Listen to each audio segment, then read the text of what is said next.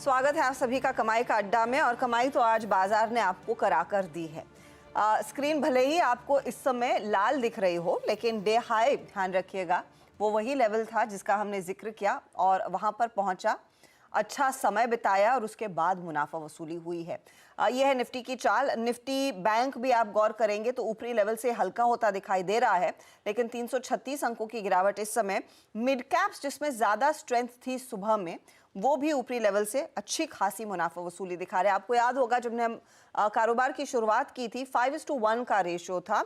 हल्का हुआ है ऊपरी लेवल से मार्केट, लेकिन अब क्लोजिंग के लिए रणनीति और लेवल क्या है वो समझना जरूरी है, क्योंकि मुझे याद है सुबह में वीरू गुड आफ्टरनून 21,310 वहां पर मार्केट काफी स्टेबल स्टेडी दिख रहा था। उसके आगे फिर हम 400 के काफी करीब गए। तो जिन लेवल्स को हमने क्लियरली ईयरमार्क किया था वो अचीव हुए हैं और ऊपरी लेवल्स पर आई एम श्योर हमारे दर्शकों ने की है मुनाफा वसूली। अब बताइए आखिरी 1.5 घंटे के लिए, कंसिडरिंग जो पेट भर के खाया अब उसको पचा रहा है मार्केट, क्या किया जाए? Good afternoon Harshita. देखिए हर्षिता, सुबह जो हमें लेवल टू लेवल, मतलब वो 310 का जोन बाइसेक्ट हुआ, वो एक कॉल राइटर्स का जोन था, लेकिन वो एक थिन कॉल राइटर्स थे, वो सीवियर कॉल राइटर्स नहीं थे। हमारे पास एक कंफर्टेबल ट्रेजेक्टरी थी। The moment you will bisect 310, जो सुबह आपकी और मेरी बात हुई थी मॉर्निंग कॉल में भी और फिर मुनाफे की तैयारी में भी, you will get a swing towards 388 410। वो क्या था? 310 के बाद second biggest call writers zone था। और आप यकीन मानिए हर्षिता, 12 बजे के आवाज़ के कार्यक्रम में मैंने कहा कि प्लीज़ बुक कीजिए यहाँ पर, ट्विटर पे नोट भी डाला और मैं कम से कम 12 बजे के कार्यक्रम में मैंने बात 3 बार कही, 4 बार कही कि जनाब आप एक टसल जोन में हैं, FI सेल मोड में है, कैश में बाय मोड में DIs है, आप एक एक्सटेंडेड वीकेंड की तरफ जा रहे हैं और कल आपके पास HDFC बैंक का जो एक्स्ट्रा प्रीमियम था वो एज ऑफ नाउ स्क्रीन पे नहीं है, तो आप प्लीज़ अपने प्रॉफिट्स को कैश में कन्वर्ट करिए। और आपको याद होगा हर्षिता, सुबह जो मैं बात किया था आपसे, मेरे को देखना है कि 10 डेमा को ये बाजार रिस्पेक्ट देता है कि नहीं देता है। और एग्जैक्टली आप यकीन मानिए 2:01 से लेकर 3:30 तक का समय वही होगा। डायरेक्टर साहब आपको वॉल पे वो 10 डेमा ड्रॉ करके दिखाएंगे। 10 डेमा इज प्लेस्ड अप्रॉक्सीमेटली एट 21176। हम बहुत दूर नहीं है, हार्डली 100 पॉइंट ऊपर है। अगर हम उसके ऊपर क्लोज हो गए तो ठीक है, अदरवाइज पेन होगा। तो मैं यहाँ पे हर्षिता, अगर आपने सुबह 100 पॉइंट का एक प्रॉफिट ले लिया है तो प्लीज़ इंडेक्स से अब दूर रहिए। और क्लोजिंग की अप्रोच में बात लूँगा, लेकिन मैं इस वक्त ट्रेड नहीं लूँगा हर्षिता, क्योंकि आप इस वक्त देखिए जो कॉल राइटर 12 बजे के आसपास 21,400 पे था, वो अब थोड़ा सा रिट्रेस होकर 31,300 की ट्रैजेक्टरी में आ गया। डायरेक्टर साहब वो 6 स्ट्राइक्स स्क्रीन पे लेके आइएगा। तो मेरे पास ट्रेड जोन नहीं है, मैं ट्रेड कहाँ करूँ और रिस्क लूँ, क्यों लूँ? 3 दिन के एक्सटेंडेड वीकेंड पे जा रहा हूँ, मैं क्यों लूँ रिस्क? नहीं लूँगा। आपकी स्क्रीन पे हर्षिता ये कॉल्स और पुट्स के स्टैट्स आएंगे। अब आप देखिए वो कॉल राइटर जो सुबह विजिबल नहीं था, 21,400 पे था थोड़ा बहुत, वो अब उठ के 21, डायरेक्टर साहब 300 पे ले आइएगा, कुछ 300 भी कॉल रखिएगा इंक्लूड यहाँ पर। 21,400 पे 61 लाख का आउटस्टैंडिंग हो गया। 21,500 पे ऑलरेडी 90 लाख का है। इसको थोड़ा सा चेंज कर दीजिएगा डायरेक्टर साहब कुछ देर में। और 31,300 की पुट 62 लाख का आउटस्टैंडिंग वाई होल्ड करती है और 31,200 की पुट अप्रॉक्सीमेटली 64 लाख का आउटस्टैंडिंग वाई होल्ड करती है। एक बार स्क्रीन को दोबारा चेंज कीजिएगा, 31,300 की कॉल राइटिंग दिखाइए। हर्षिता, मेरे पास इतने टाइट जोन में एक अच्छे सुबह ट्रेड के बाद इस वक्त ट्रेड के लिए कुछ नहीं बचा है। अगर आपने सुबह कमा लिया है तो चुपचाप बैठिए, देखते हैं, लेट्स सी ये क्लोजिंग कहाँ आ रही है। आप ये देखिए हर्षिता, 21,300 पर भी आउटस्टैंडिंग वाई 45 लाख हो गया, जो सुबह करीब 30 लाख का था, अब वहाँ पे 16 लाख कॉल ऐड हो गई हैं, तो जो कि इंडिकेट करता है ये एक प्रेशर जोन होगा। Better to avoid index as of now. अगर आपने सुबह हमारे लेवल टू लेवल पर ट्रेड किया तो पैसा मिला, बट इस वक्त Harshita no trade on Nifty. Harshita, Nifty में नो ट्रेड है, तो कोई पोजीशन बेसिकली आप अननेसेसरीली कैरी करके ना जाए, क्योंकि एक लंबा वीकेंड है। पूरी दुनिया दरअसल इस वीकेंड को मनाती हुई दिखाई देगी, तो अननेसेसरी रिस्क नहीं लेनी है। वीरू, निफ्टी बैंक के लिए भी यही स्थिति है क्या? निफ्टी बैंक में तो लोगों ने साफ अच्छी खासी मुनाफा वसूली की है इनफैक्ट। बिल्कुल, देखिए हर्षिता, हमारे पास वो HDFC बैंक का एक्स्ट्रा प्रीमियम नहीं था आज, और वो नहीं होता, मेरे को लग रहा था कि नहीं होता, और इसीलिए सुबह आवाज़ के दौरान लेवल लिखे आइएगा। सुबह बेस 1 क्या था? बेस 1 था, वो क्लियरली आइडेंटिफाई किया था उस सर्कमस्टेंसेज में कि अगर HDFC बैंक कल के एक्सटेंडेड मूव के बाद थोड़ी कूलिंग ऑफ प्रोसेस में गया तो वो क्या करेगा। इन दैट केस वो रिट्रेस होगा ऑप्शन बेस तक, वो था करीब 47,640 एंड 530, और यकीन मानिए बैंक निफ्टी की लोवेस्ट ट्रेजेक्ट्री ही थी, ऑलमोस्ट 680 तक रिट्रेस हुआ। बात क्या हुई थी सुबह, ये बेस पर लिया हुआ ट्रेड हम एग्जिट करेंगे कहां पे, 48,040, एग्जैक्टली डे हाई ट्रेजेक्ट्री वही है। अगर आप निफ्टी बैंक के हाई को देखें, क्या है हाई, वही एग्जैक्टली 48,088। अब हर्षदा आपकी स्क्रीन पर आएंगे 6 स्टेट्स कॉल्स और पुट्स के, और आप क्लियरली देख सकती हैं, मैंने 12 बजे भी कहा था, जिस प्रकार का आउटस्टैंडिंग वाई 48,000 की कॉल पे था, बहुत मुश्किल था उस जोन को पार करना इन मौजूदा सर्कमस्टेंसेस में। 31 लाख का आउटस्टैंडिंग वाई, अभी भी 6 लाख कॉल जुड़ी है यहाँ पर। और आप एक चीज़ और देखिए हर्षदा, किस तरीके से 47,800 पे एग्जिट हुआ, 47,700 पे एग्जिट हुआ, और 47,600 की जहाँ पे अब हम इस वक्त ट्रेड कर रहे हैं, हार्डली करीब 12 लाख का आउटस्टैंडिंग वाई होल्ड करती है। So as of now in circumstances में एक पुल बैक ट्रेड लेना, एंड स्पेशली उन सर्कमस्टेंसेस में जब आप एक एक्सटेंडेड वीकेंड पे जा रहे हैं, नहीं हर्षदा, अगर कुछ लेना होगा तो 3:30 से बात करेंगे, but as of now no, completely avoid index as of now. Harshada, over to you. Index या ट्रेड से बचे, स्टॉक स्पेसिफिक्स में आपको भरपूर मौके मिलेंगे, उन ट्रेड्स पर हम आएंगे, लेकिन पहले आपको दिखा देते हैं मार्केट में जो आज ऊपर और फिर नीचे का ट्रेंड बना है, किन स्टॉक्स ने सबसे ज़्यादा दरअसल लाइमलाइट बटोरी है। तो ट्रेंडिंग काउंटर्स अब आपकी स्क्रीन पर आएंगे, दिखाइएगा कि कौन कौन से वो स्टॉक्स हैं जो सबसे ज़्यादा हरकत दिखा रहे हैं। तेज़ी और मंदी दोनों साइड के ट्रेड्स दरअसल आपको आज मार्केट ने दिए हैं। विप्रो करीब 3% ऊपर आज के ट्रेड में। आज आईटी कंपनी में थोड़ा बहुत इंटरेस्ट अब सेकंड हाफ में आता दिखाई दिया है। मारुति सुजुकी करीब 2-2.5% ऊपर, ब्रिटानिया 2-2.25% के गेंस पर, और टाटा ग्रुप कंपनियों में हम देख रहे हैं ज़्यादा हरकत देखने को मिली है आज। टाटा मोटर्स लीडरशिप पोजीशन में करीब 2% के गेंस। गेल आज चमका है, गेल में देखिए 7.5% तक का इजाफा। चंबल फर्टिलाइजर, लॉरिस लैब, और चंबल और लॉरिस वो स्टॉक्स थे जिन पर हम सुबह में भी बातचीत कर रहे थे मार्केट ओपनिंग के बाद, और आज फिर सन टीवी करीब 4-4.25% के गेंस दिखाने में कामयाब। हालांकि मुनाफा वसूली कहाँ हो रही है, आईसीआईसीआई बैंक कमजोर है, 1% का नॉक इसने लिया। ग्रासिम, बजाज फाइनेंस और बीपीसीएल जैसे ट्रेड्स में भी हम देख रहे हैं कुछ डाउनसाइड ही देखने को मिली है। तो ये कुछ स्टॉक्स हैं जहां पर हम देख रहे हैं मुनाफा वसूली की पोजीशंस, और ऑफ कोर्स जहां तेजी है वो अब भी टिके हुए हैं बढ़त में। चले अब हमारे पैनल को जोड़ना शुरू करते हैं। आज टेक्नो फंडा व्यूज के लिए जेएम फाइनेंशियल के आशीष चतुर्मोता हमारे साथ है, टेक्निकल्स पर राजेश सातपुते, मानस जायसवाल, कविता जैन, अमित सेठ और समित चौहान को जोड़ेंगे। 220 पर आईजीएल इतिहास रच रहा है। दरअसल आज तेजी में तो है ही ये पूरा सेक्टर, लेकिन आईजीएल 25 साल पूरे करने वाला है, तो कंपनी के मैनेजमेंट से होंगे रूबरू। अगले 25 साल और खासतौर से नए साल की क्या है तैयारी, उसकी बातचीत करेंगे। कंसिडरिंग एक लॉन्ग वीकेंड में हम उतर रहे हैं और last week of the year, अगर आप लकी हैं आपको अच्छी छुट्टी मिल जाती है, तो अगर आपने प्लान नहीं की है तो आपकी प्लानिंग करा के देंगे। एक्सिगो के को फाउंडर और ग्रुप सीईओ आलोक बाजपेयी हमारे साथ जुड़ेंगे, उनसे खास चर्चा करेंगे कि इस बारी कितनी रौनक देख रहे हैं वो। 250 के आसपास मार्केट बिग वॉइस में एलेक्सा एक्सपर्टीज के दीपन मेहता जुड़ेंगे। फिर ऑफ कोर्स एसटीबीटी बीटीएसटी का ट्रेड और मार्केट की क्लोजिंग की तरफ हम जाएंगे। जी बाजपेयी जी से हम बात तो करेंगे ट्रेवल्स एंड टूरिज्म पे, छुट्टियों पर। ये हर्षदा और मेरे कोई काम का नहीं होगा, आपके काम का होगा, तो सुनिएगा जरा। हर्षदा तो अभी छुट्टी पे गई थी और मुझे साल भर हो गया लगभग गए हुए, तो देखते हैं अब क्या करते हैं। अच्छा हम दोनों छुट्टी से आए अभी ताज़ा तरीन एकदम, है ना। अभी काम करते हैं, कॉल्स लेना शुरू करते हैं। मानस, गुड आफ्टरनून। मानस, आपकी अप्रोच फॉर द टाइमिंग और क्या रहेगी, और आपका ट्रेड इस वक्त का। गुड आफ्टरनून वीरेन जी। तो देखिए, ग्रासिम पे बिकवाली करने की राय रहेगी। ग्रासिम ने 20 डे मूविंग एवरेज ब्रीच किया, उसके नीचे फिसला है। कल हमने एक छोटा सा पुल बैक देखा था, लेकिन ऊपर स्टॉक सस्टेन नहीं हो पाया, तो पैटर्न नेगेटिव लगता है, इसलिए यहाँ पर बिकवाली करने की सलाह रहेगी। ग्रासिम में करंट लेवल्स पे बिकवाली करिए। 2071 का आपको स्टॉप लॉस लगाना है, और नीचे की तरफ 2010 के टारगेट सेट करने हैं ग्रासिम में। ये दोनों कैश लेवल्स मैंने बताए हैं। ऑप्शन में भी आप ट्रेड ले सकते हैं। 2040 का जो पुट ऑप्शन है वहां पर खरीदारी कर सकते हैं। 19 रुपए का ट्रेड हो रहा है, 11 रुपए का स्टॉप लॉस लगाइए, और इस ऑप्शन में आपको 32 से 33 रुपए के भाव देखने को मिल सकते हैं। ओके, और ग्रासिम में क्या हो रहा है, और ग्रासिम की पुट 2040 की इसलिए रिकमेंड की गई है मानस से द्वारा, क्योंकि ग्रासिम आज पहली बार, आप यकीन मानिए 3 नवंबर के बाद फर्स्ट टाइम ये अपने 20 डे एक्सपोनेंशियल मूविंग एवरेज के नीचे ट्रेड कर रहा है। तो वाकई एक क्रिटिकल लेवल वॉलेट हुआ है, जो कल रिवर्सल में बदल गया था वो आज कोलैप्स होता हुआ।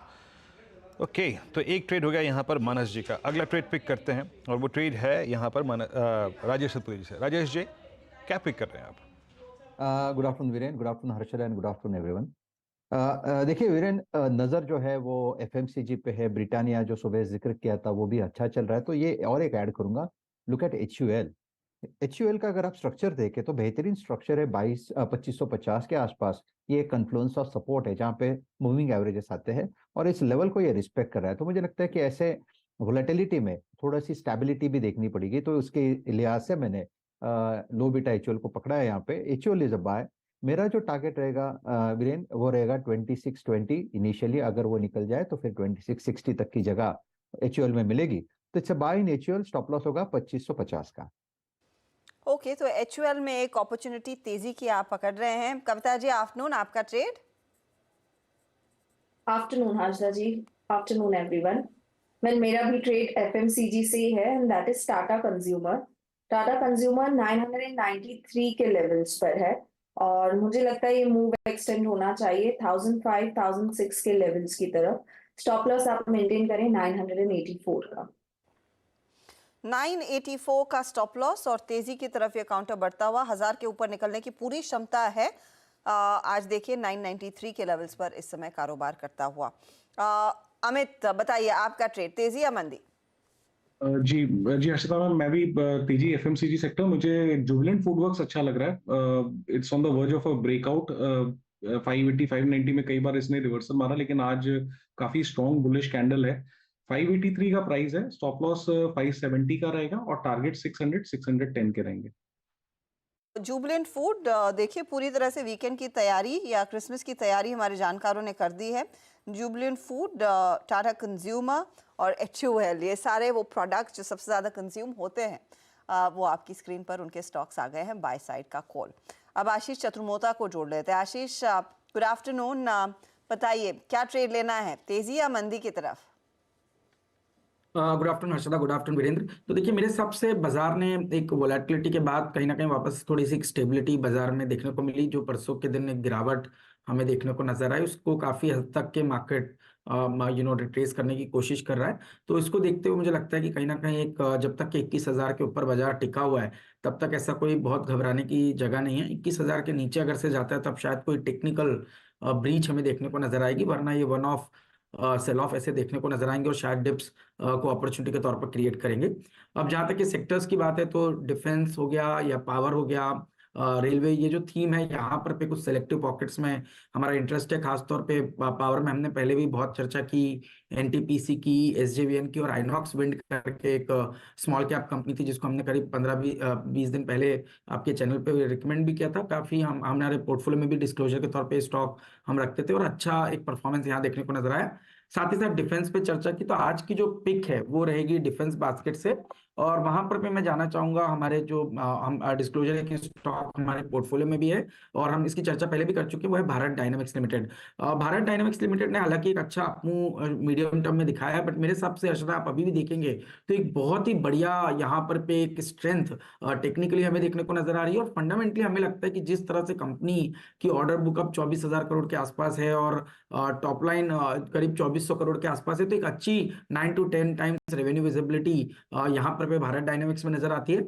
और क्योंकि इंडिजिनाइजेशन की वजह से अब काफी कंटेंट जो है वो हम मेड इन इंडिया कर रहे हैं और जिसकी वजह से मार्जिन जो है वो 20 से 21% के आसपास स्टेबल होती हुई नजर आएगी। और जो कि एक पीएसयू कंपनी के लिए 20 से 21% की मार्जिन बनाना और साथ ही इतनी बड़ी अपॉर्चुनिटी साइज होना, ये मेरे हिसाब से एक बढ़िया रीरेटिंग के कारण इसके अंदर बनाएगी। और एक्सपोर्ट मार्केट पे अब ये काफी फोकस कर रहे हैं, तो जो भी फ्रेंडली कंट्रीज है वहां पर पे एक्सपोर्ट की बात अब भारत डायनेमिक्स कर रहा है, तो ये भी मेरे को लगता है कि एक बड़ा रेवेन्यू के लिए एक ट्रिगर बनेगा।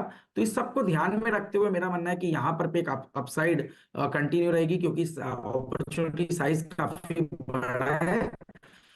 और टेक्निकली मैं मानता हूं कि 1450 पे एक बहुत ही बढ़िया सपोर्ट स्टॉक ने लिया है। ये सपोर्ट लेवल अगर से स्टॉक टेक्निकली होल्ड करता है तो मेरा मानना है 1800 रुपए तक के लेवल्स टेक्निकली इस स्टॉक में देखने को नजर आएंगे। और फंडामेंटली हमारा मानना है कि फाइनेंशियल ईयर 25 में करीब करीब आप देखेंगे 45 रुपए का ईपीएस देखने को मिलेगा। और इसको ध्यान में रखते हुए हमें लगता है कि फॉरवर्ड बेसिस पे भी ये स्टॉक एक बहुत ही अच्छी यहाँ पर रेटिंग रहेगी, क्योंकि ट्रेलिंग बेसिस पे तो पी काफी एक्सपेंसिव दिखता है, बट फाइनेंशियल और 25 के बेसिस पे हम इसको देखते हैं, तो हमारा मानना है कि एक अच्छी पॉजिटिव अपसाइड स्टॉक में देखने को नजर आ सकती है। ओके, बीडीएल आपका 1572 पे बाय कॉल है। याद रखिएगा, अगर 1572 पे बीडीएल आज क्लोज होता है भारत डायनामिक्स, ये इसके करियर कब तक का सर्वोच्च तुर होगा, और विदाउट एनी जैसे कहते हैं ना वॉलेटिलिटी, बिना किसी, अगर आप देखें बड़ी वॉलेटिलिटी के, शानदार मूव यहाँ पर 1573। अच्छा, इंडेक्स जब उसी रेंज में है, इंडेक्स ना कोलैप्स हो रहा है ना, इंडेक्स अगर आप देखें मॉर्निंग हाइस को अभी तक क्रॉस कर रहा है, मैं दिमाग ये लगा रहा था जब आशीष बोल रहे थे कि मैं इंडेक्स को ना लेके अगर इसी रिस्क को स्टॉक फ्यूचर्स पे तब्दील कर दूं, मतलब मैं एक स्टॉक कैरी करूं जो कि एक कंप्लीट रिफ्लेक्शन हो, एक प्रतिबिंब हो कि जनाब अगर मैंने ये निफ्टी नहीं लिया तो क्या ले लूँ। मानस मैं स्कैनिंग कर रहा था, मेरे को एक LNT स्ट्रॉन्ग नज़र आया, मेरे को मेटल्स थोड़ा स्ट्रॉन्ग नज़र आए, मेरे को Bajaj auto hero motor Corp strong नज़र आया, मेरे को एशियन पेंट स्ट्रॉन्ग नज़र आया। एशियन पेंट हालांकि क्योंकि मैं क्रूड पे आउटलुक नहीं लूँगा, मतलब कोई बेट नहीं लूँगा। अगर मैं आपको कहूँ स्ट्रेंथ अगर मंगलवार को बाज़ार में काफ़ी अच्छी खासी रही, तो उसको ले जाने के लिए, उसको कैरी करने के लिए, उस पर बेट करने के लिए 2 स्टॉक फ्यूचर्स कौन से होंगे विद इन निफ्टी 50? देखिए, सबसे पहले तो मेरा समझना ये है कि जो HDFC बैंक पे रिस्ट्रेंथ देखने को मिली थी, ये कंटिन्यू हो सकती है। आज जरूर थोड़ा सा वीकनेस देखने को मिली है, लेकिन मेरा समझना है कि यहाँ पर बिल्कुल आपको रिवर्सल देखने को मिल सकता है, और स्टॉक में पोटेंशियल है 1740 के लेवल्स को टेस्ट करने का। तो अगर इंडेक्स बेस्ड स्टॉक्स में खरीदारी करनी है तो सबसे पहले तो हमें HDFC बैंक पे ध्यान देना चाहिए, और दूसरा विप्रो पे ध्यान दीजिए। देखिए, विप्रो एक फ्रेश ब्रेकआउट के लिए तैयार हो गया है। मेरे ख्याल से शायद से ब्रेकआउट दे भी दिया है। करंट लेवल्स पे भी आप विप्रो में खरीदारी कर सकते हैं। आपके जो स्टॉप लॉसेस हैं वो 442 के रहेंगे, और पोटेंशियल की बात करें तो 475 के लेवल्स विप्रो दिखा सकता है। ओके, तो आप IT पे बैट करना चाहेंगे। हालांकि हाँ, विप्रो का, इन्फोसिस का सबका सेटअप काफ़ी स्ट्रॉन्ग लग रहा है। विप्रो आपकी स्क्रीन पे इस वक्त डे हाई पे आगे ट्रेड करता हुआ। मीनवाइल मेटल्स में भी कुछ स्विंग अच्छे आ रहे हैं। Let's take Jindal steel and power, ये आपकी स्क्रीन पे 720 पे ट्रेड करता हुआ डे हाई पर आके ट्रेड कर रहा है। ये हो गया। उसके बाद JSW स्टील लिखे आइए। JSW स्टील ये इस वक्त ट्रेड करता हुआ 852 पे, ये भी बहुत स्ट्रॉन्ग स्टेबल चार्ट है। एक काम करते हैं, मेटल्स पे एक व्यू लेते हैं आशीष चतुर्मोता जी का। आशीष जी, हालांकि जिन 2 स्टॉक्स ने झंडे गाड़ रखे हैं, दैट्स हिंदुस्तान कॉपर और नाल्को। अभी अगर मैं यहाँ पर बाइफरकेट करके या बाइसेक्ट करके ना देखूँ, फेरस और नॉन फेरस में, अगर मैं आपको कंप्लीट अथॉरिटी दूँ कि आपको मेटल्स में एक स्टॉक कैरी करना है, वो क्या होगा आपकी तरफ से? नहीं, बिल्कुल मेरे हिसाब से जो स्प्रेड्स हैं, इंडिया और चाइना का जो स्प्रेड्स है वो काफ़ी लो लेवल पे आ गया, और कुकिंग कोल प्राइसेस में भी हमें लगता है कि थोड़ा डिप अब आ रही है, तो ये ओवरऑल मेटल की कंपनीज के लिए बेनिफिशियरी रहेगा। और जैसा हम जानते हैं, ये साल करीब करीब 18-19% का जो ग्रोथ आया है स्टील के कंजम्पशन में, clearly because of real estate या केपेक्स मैन्युफैक्चरिंग की जो थीम चली है उसकी वजह से एक बड़ा स्टील कंजम्पशन में ग्रोथ आया है। तो हमारा मानना है कि टाटा स्टील उसका एक बढ़िया बेनिफिशियरी रहेगा। JSW जिंदल भी इसके काफी बढ़िया बेनिफिशियरी रहेंगे। बट अगर तो मुझे एक स्टॉक चुनना होगा तो मैं टाटा स्टील के साथ जाना चाहूंगा, जहां पर मुझे लगता है कि एक लंबे कंसोलिडेशन के बाद अब इस फंडामेंटल चेंजेस का बेनिफिट देखने को नजर आएगा। और टेक्निकली करीब करीब हम देख रहे हैं ऑलमोस्ट 1 साल का, अब के 1 से 1.5 साल का कंसोलिडेशन का ब्रेकआउट अब टाटा स्टील दिखा रहा है। तो एक 128 पे एक बढ़िया बेस ये स्टॉक बना चुका है, और ये भी अगर से स्टॉक होल्ड करता है तो मेरा मानना है 150 रुपए के स्तर भी टाटा स्टील के स्टॉक में क्रॉस होते हुए नजर आ सकते हैं। तो रुपए के लेवल्स की तैयारी टाटा स्टील करता हुआ। इनफैक्ट आज टाटा ग्रुप की कंपनियों में अक्रॉस द बोर्ड तेजी की पोजीशन देखी गई है। टाटा कंज्यूमर का जिक्र कविता जी खुद कर रही थी। अच्छा, 1-2 और ट्रेड्स आपकी स्क्रीन पर रखते हैं। एक तो सुबह में हमने जीमेंस डिस्कस किया था, एनालिस्ट मीट के बाद स्टॉक में अच्छी खासी तेजी, और ऑफकोर्स जेफरीज ने 5000 का टारगेट दिया। ऊपरी लेवल से हल्का हुआ है, लेकिन कैचअप किसने दिखाया है वो है कमिंस। कमिंस आपकी स्क्रीन पर लेकर आएंगे। यहाँ पर थोड़ा सा प्राइस और वॉल्यूम एक्शन पिकअप करता हुआ, और चार्ट देखिएगा 80 रुपए की बढ़त पर एक काउंटर 4% ऊपर है 2020 के लेवल्स। अमित, ये बताइए, अब ये क्योंकि मोमेंटम फिर दिखाने लगा है, क्या आप और वॉल्यूम एक्शन का इंतजार करेंगे या फिर इन लेवल्स पर ही खरीदारी का कॉन्फिडेंस है? नहीं जी मैम, यहाँ पे एक ट्रेड बनता है, क्योंकि परसों के सत्र में हमने एक शेकआउट देखा, और लाइन चार्ट को अगर स्पेशली देखे तो ऑलरेडी स्विंग क्रॉस कर चुका है। एक पिवट पैटर्न भी यहाँ पे बन रहा है, काफी स्ट्रांग है, और ये जोन्स अगर 2030 2040 निकलती है तो एक लार्जर स्विंग निकलेगा। तो पोजीशन जरूर लेनी चाहिए। स्टॉप लॉस रखेंगे छोटा सा 1990 का, और आशा करता हूँ 2060 2080 तक के टारगेट्स पॉसिबल है यहाँ पे 2 से 3 दिनों में। ओके, तो 2 से 3 दिनों में वो लेवल्स आसानी से हासिल होते हुए दिखाई देंगे। आशीष चतुर्वेदी, मुझे याद है आप ये खूब कवर और इसको मेंशन भी करते थे, अभी भी पोर्टफोलियो में है कमेंट्स? देखिए हमारे कुछ जो हम दो से तीन तरह के पोर्टफोलियोज चलाते हैं उनमें से कुछ जगह पे हमने क्यूमेंस अभी भी रखा है, साथ ही साथ सीमेंस और एलएनटी, ये तीन स्टॉक जो है जिनको हम कभी कंटिन्यूसली पोजीशन कर रहे हैं कैपेक्स और मैन्युफैक्चरिंग साइकिल को प्ले करने के लिए। और क्यूमेंस जेनसेट में तो आप जानते हैं कि सबसे बेहतरीन एक प्ले है, तो उसको ध्यान में रखते हुए हमें लगता है कि ये स्टॉक अभी भी बहुत ही बेहतरीन परफॉर्मेंस दिखाएगा। और जैसा एक कंसोलिडेशन कंप्लीट करके अब स्टॉक निकल रहा है, तो मेरा मानना है कि 2300-2400 रुपए तक की ट्रैजेक्टरी टेक्निकली भी अब क्यूमेंस के स्टॉक में देखने को नजर आएगी। तो क्लियर लीडरशिप लेता हुआ क्यूमेंस इस समय पे नजर आ रहा है। थोड़ा सा अगर से वेट एंड वॉच के साथ कुछ चल सकता है तो वहां मुझे लगता है सीमेंस में भी एक अच्छी बढ़त आपको देखने को मिलेगी, और 4500 तक की एक जगह सीमेंस के स्टॉक में भी देखने को नजर आ सकती है। तो क्यूमेंस और सीमेंस, ये दो एमएनसी कंपनीज हमें काफी पसंद है कैपिटल गुड्स की थीम को प्ले करने के लिए। तो कैपिटल गुड्स की थीम को प्ले करने के लिए कमिंस, सीमेंस जैसे ट्रेड्स आप रेडार पर रखिए। ये पूरा पैक है जो काफ़ी एक्साइटिंग है और काफ़ी एंटरप्राइजिंग रह सकता है आगे रिटर्न्स के लिहाज से। अच्छा, फिर लेकर आते हैं आपके लिए निफ्टी, और निफ्टी एकदम फिर जोश में आ रहा है। 76 अंकों की बढ़त देखने को मिली है, और कार्यक्रम की शुरुआत में जो 385 अंकों की गिरावट निफ्टी बैंक दिखा रहा था, वो अब रह गई है 190 अंकों की गिरावट तक ही सीमित। तो कोशिश हो रही है कि लोअर साइड से भी कुछ रिकवरी आती हुई दिखाई दे। इंडसइंड बैंक का कुछ सहारा मिलता हुआ दिखाई दिया है, और state bank of India, SBI आपकी स्क्रीन पर रखते हैं, क्योंकि यहाँ पर पोजीशंस तेजी से लौटती हुई दिखाई दे रही हैं। 0.5% रिकवर हुआ, 0.5% की गिरावट अभी भी कायम है इसमें। अमित, बताइए, ट्रेड लेना है या नहीं लेना है एसबीआई? जी मैम, इसका थोड़ा सा वीकली स्ट्रक्चर देखूंगा। वीकली में इसमें कंफर्म्ड ब्रेकआउट है लगभग 620 के लेवल पे। ऑब्वियसली इतने बड़े ब्रेकआउट के बाद स्टॉक थोड़ा सा कंसोलिडेट और रेस्ट मोड में है before it unfolds the next phase of up like. तो यहाँ पे व्यू बुलिश ही है। अगर किसी को पोजिशनली लेना है तो थोड़ा सा डीप स्टॉप लॉस 620 625 का स्टॉप लॉस रख के मुझे लगता है कि यहाँ पे 680 से 700 तक के टारगेट्स नेक्स्ट 15-20 डेज में पॉसिबल है। हर्षदा, ये रिक्वायर्ड थर्स्ट जो था वो आ रहा है निफ्टी आईटी से। निफ्टी आईटी आपके स्क्रीन पे करीब 500 अंकों पर, और इसीलिए मैं वो प्रश्न पूछ रहा था मानस से मैं कि अगर मेरे को निफ्टी की स्ट्रेंथ पे फोकस करना है तो मैं क्या लूँ।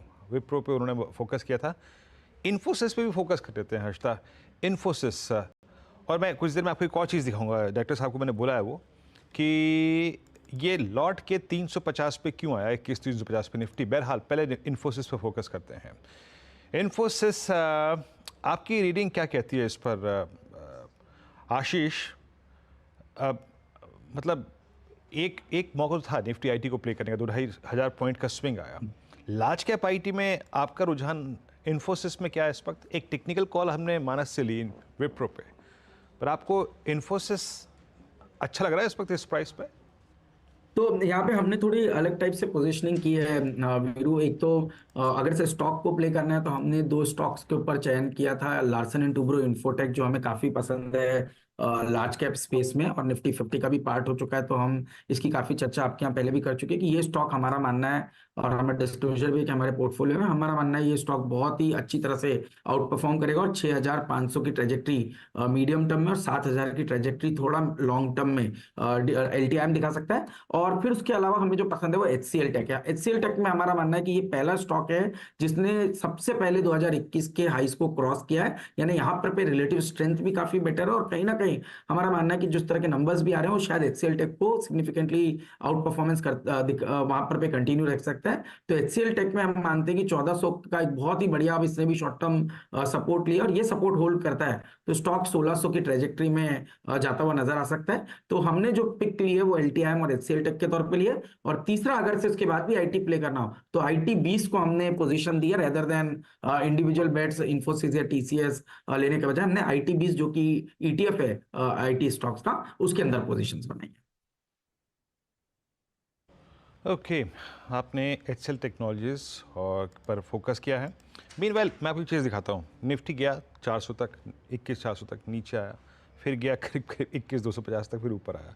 जरा एक बार रखिएगा 21,350 की कॉल पुट का जोड़ा, मतलब 3 दिन की छुट्टी है। अब ये वीकली कॉन्ट्रैक्ट जो नया कमेंस हुआ है, आज तारीख है जनाब, आज तारीख है 22 तारीख का। एक्सपायरी हमारी कब की है? जो मंथली एक्सपायरी है वो है 28 की, ठीक है। तो लगभग सैटरडे संडे मंडे, उसके बाद आपका मंडे छुट्टी 26 27 को हम खुलेंगे, यानी 118 147 लगभग आप समझ लीजिएगा कि 247 और 8 253 और लगभग 200 आपको 63 रुपये, 263 इस पेयर को सेल करने में आपको 263 रुपये मिल रहे हैं।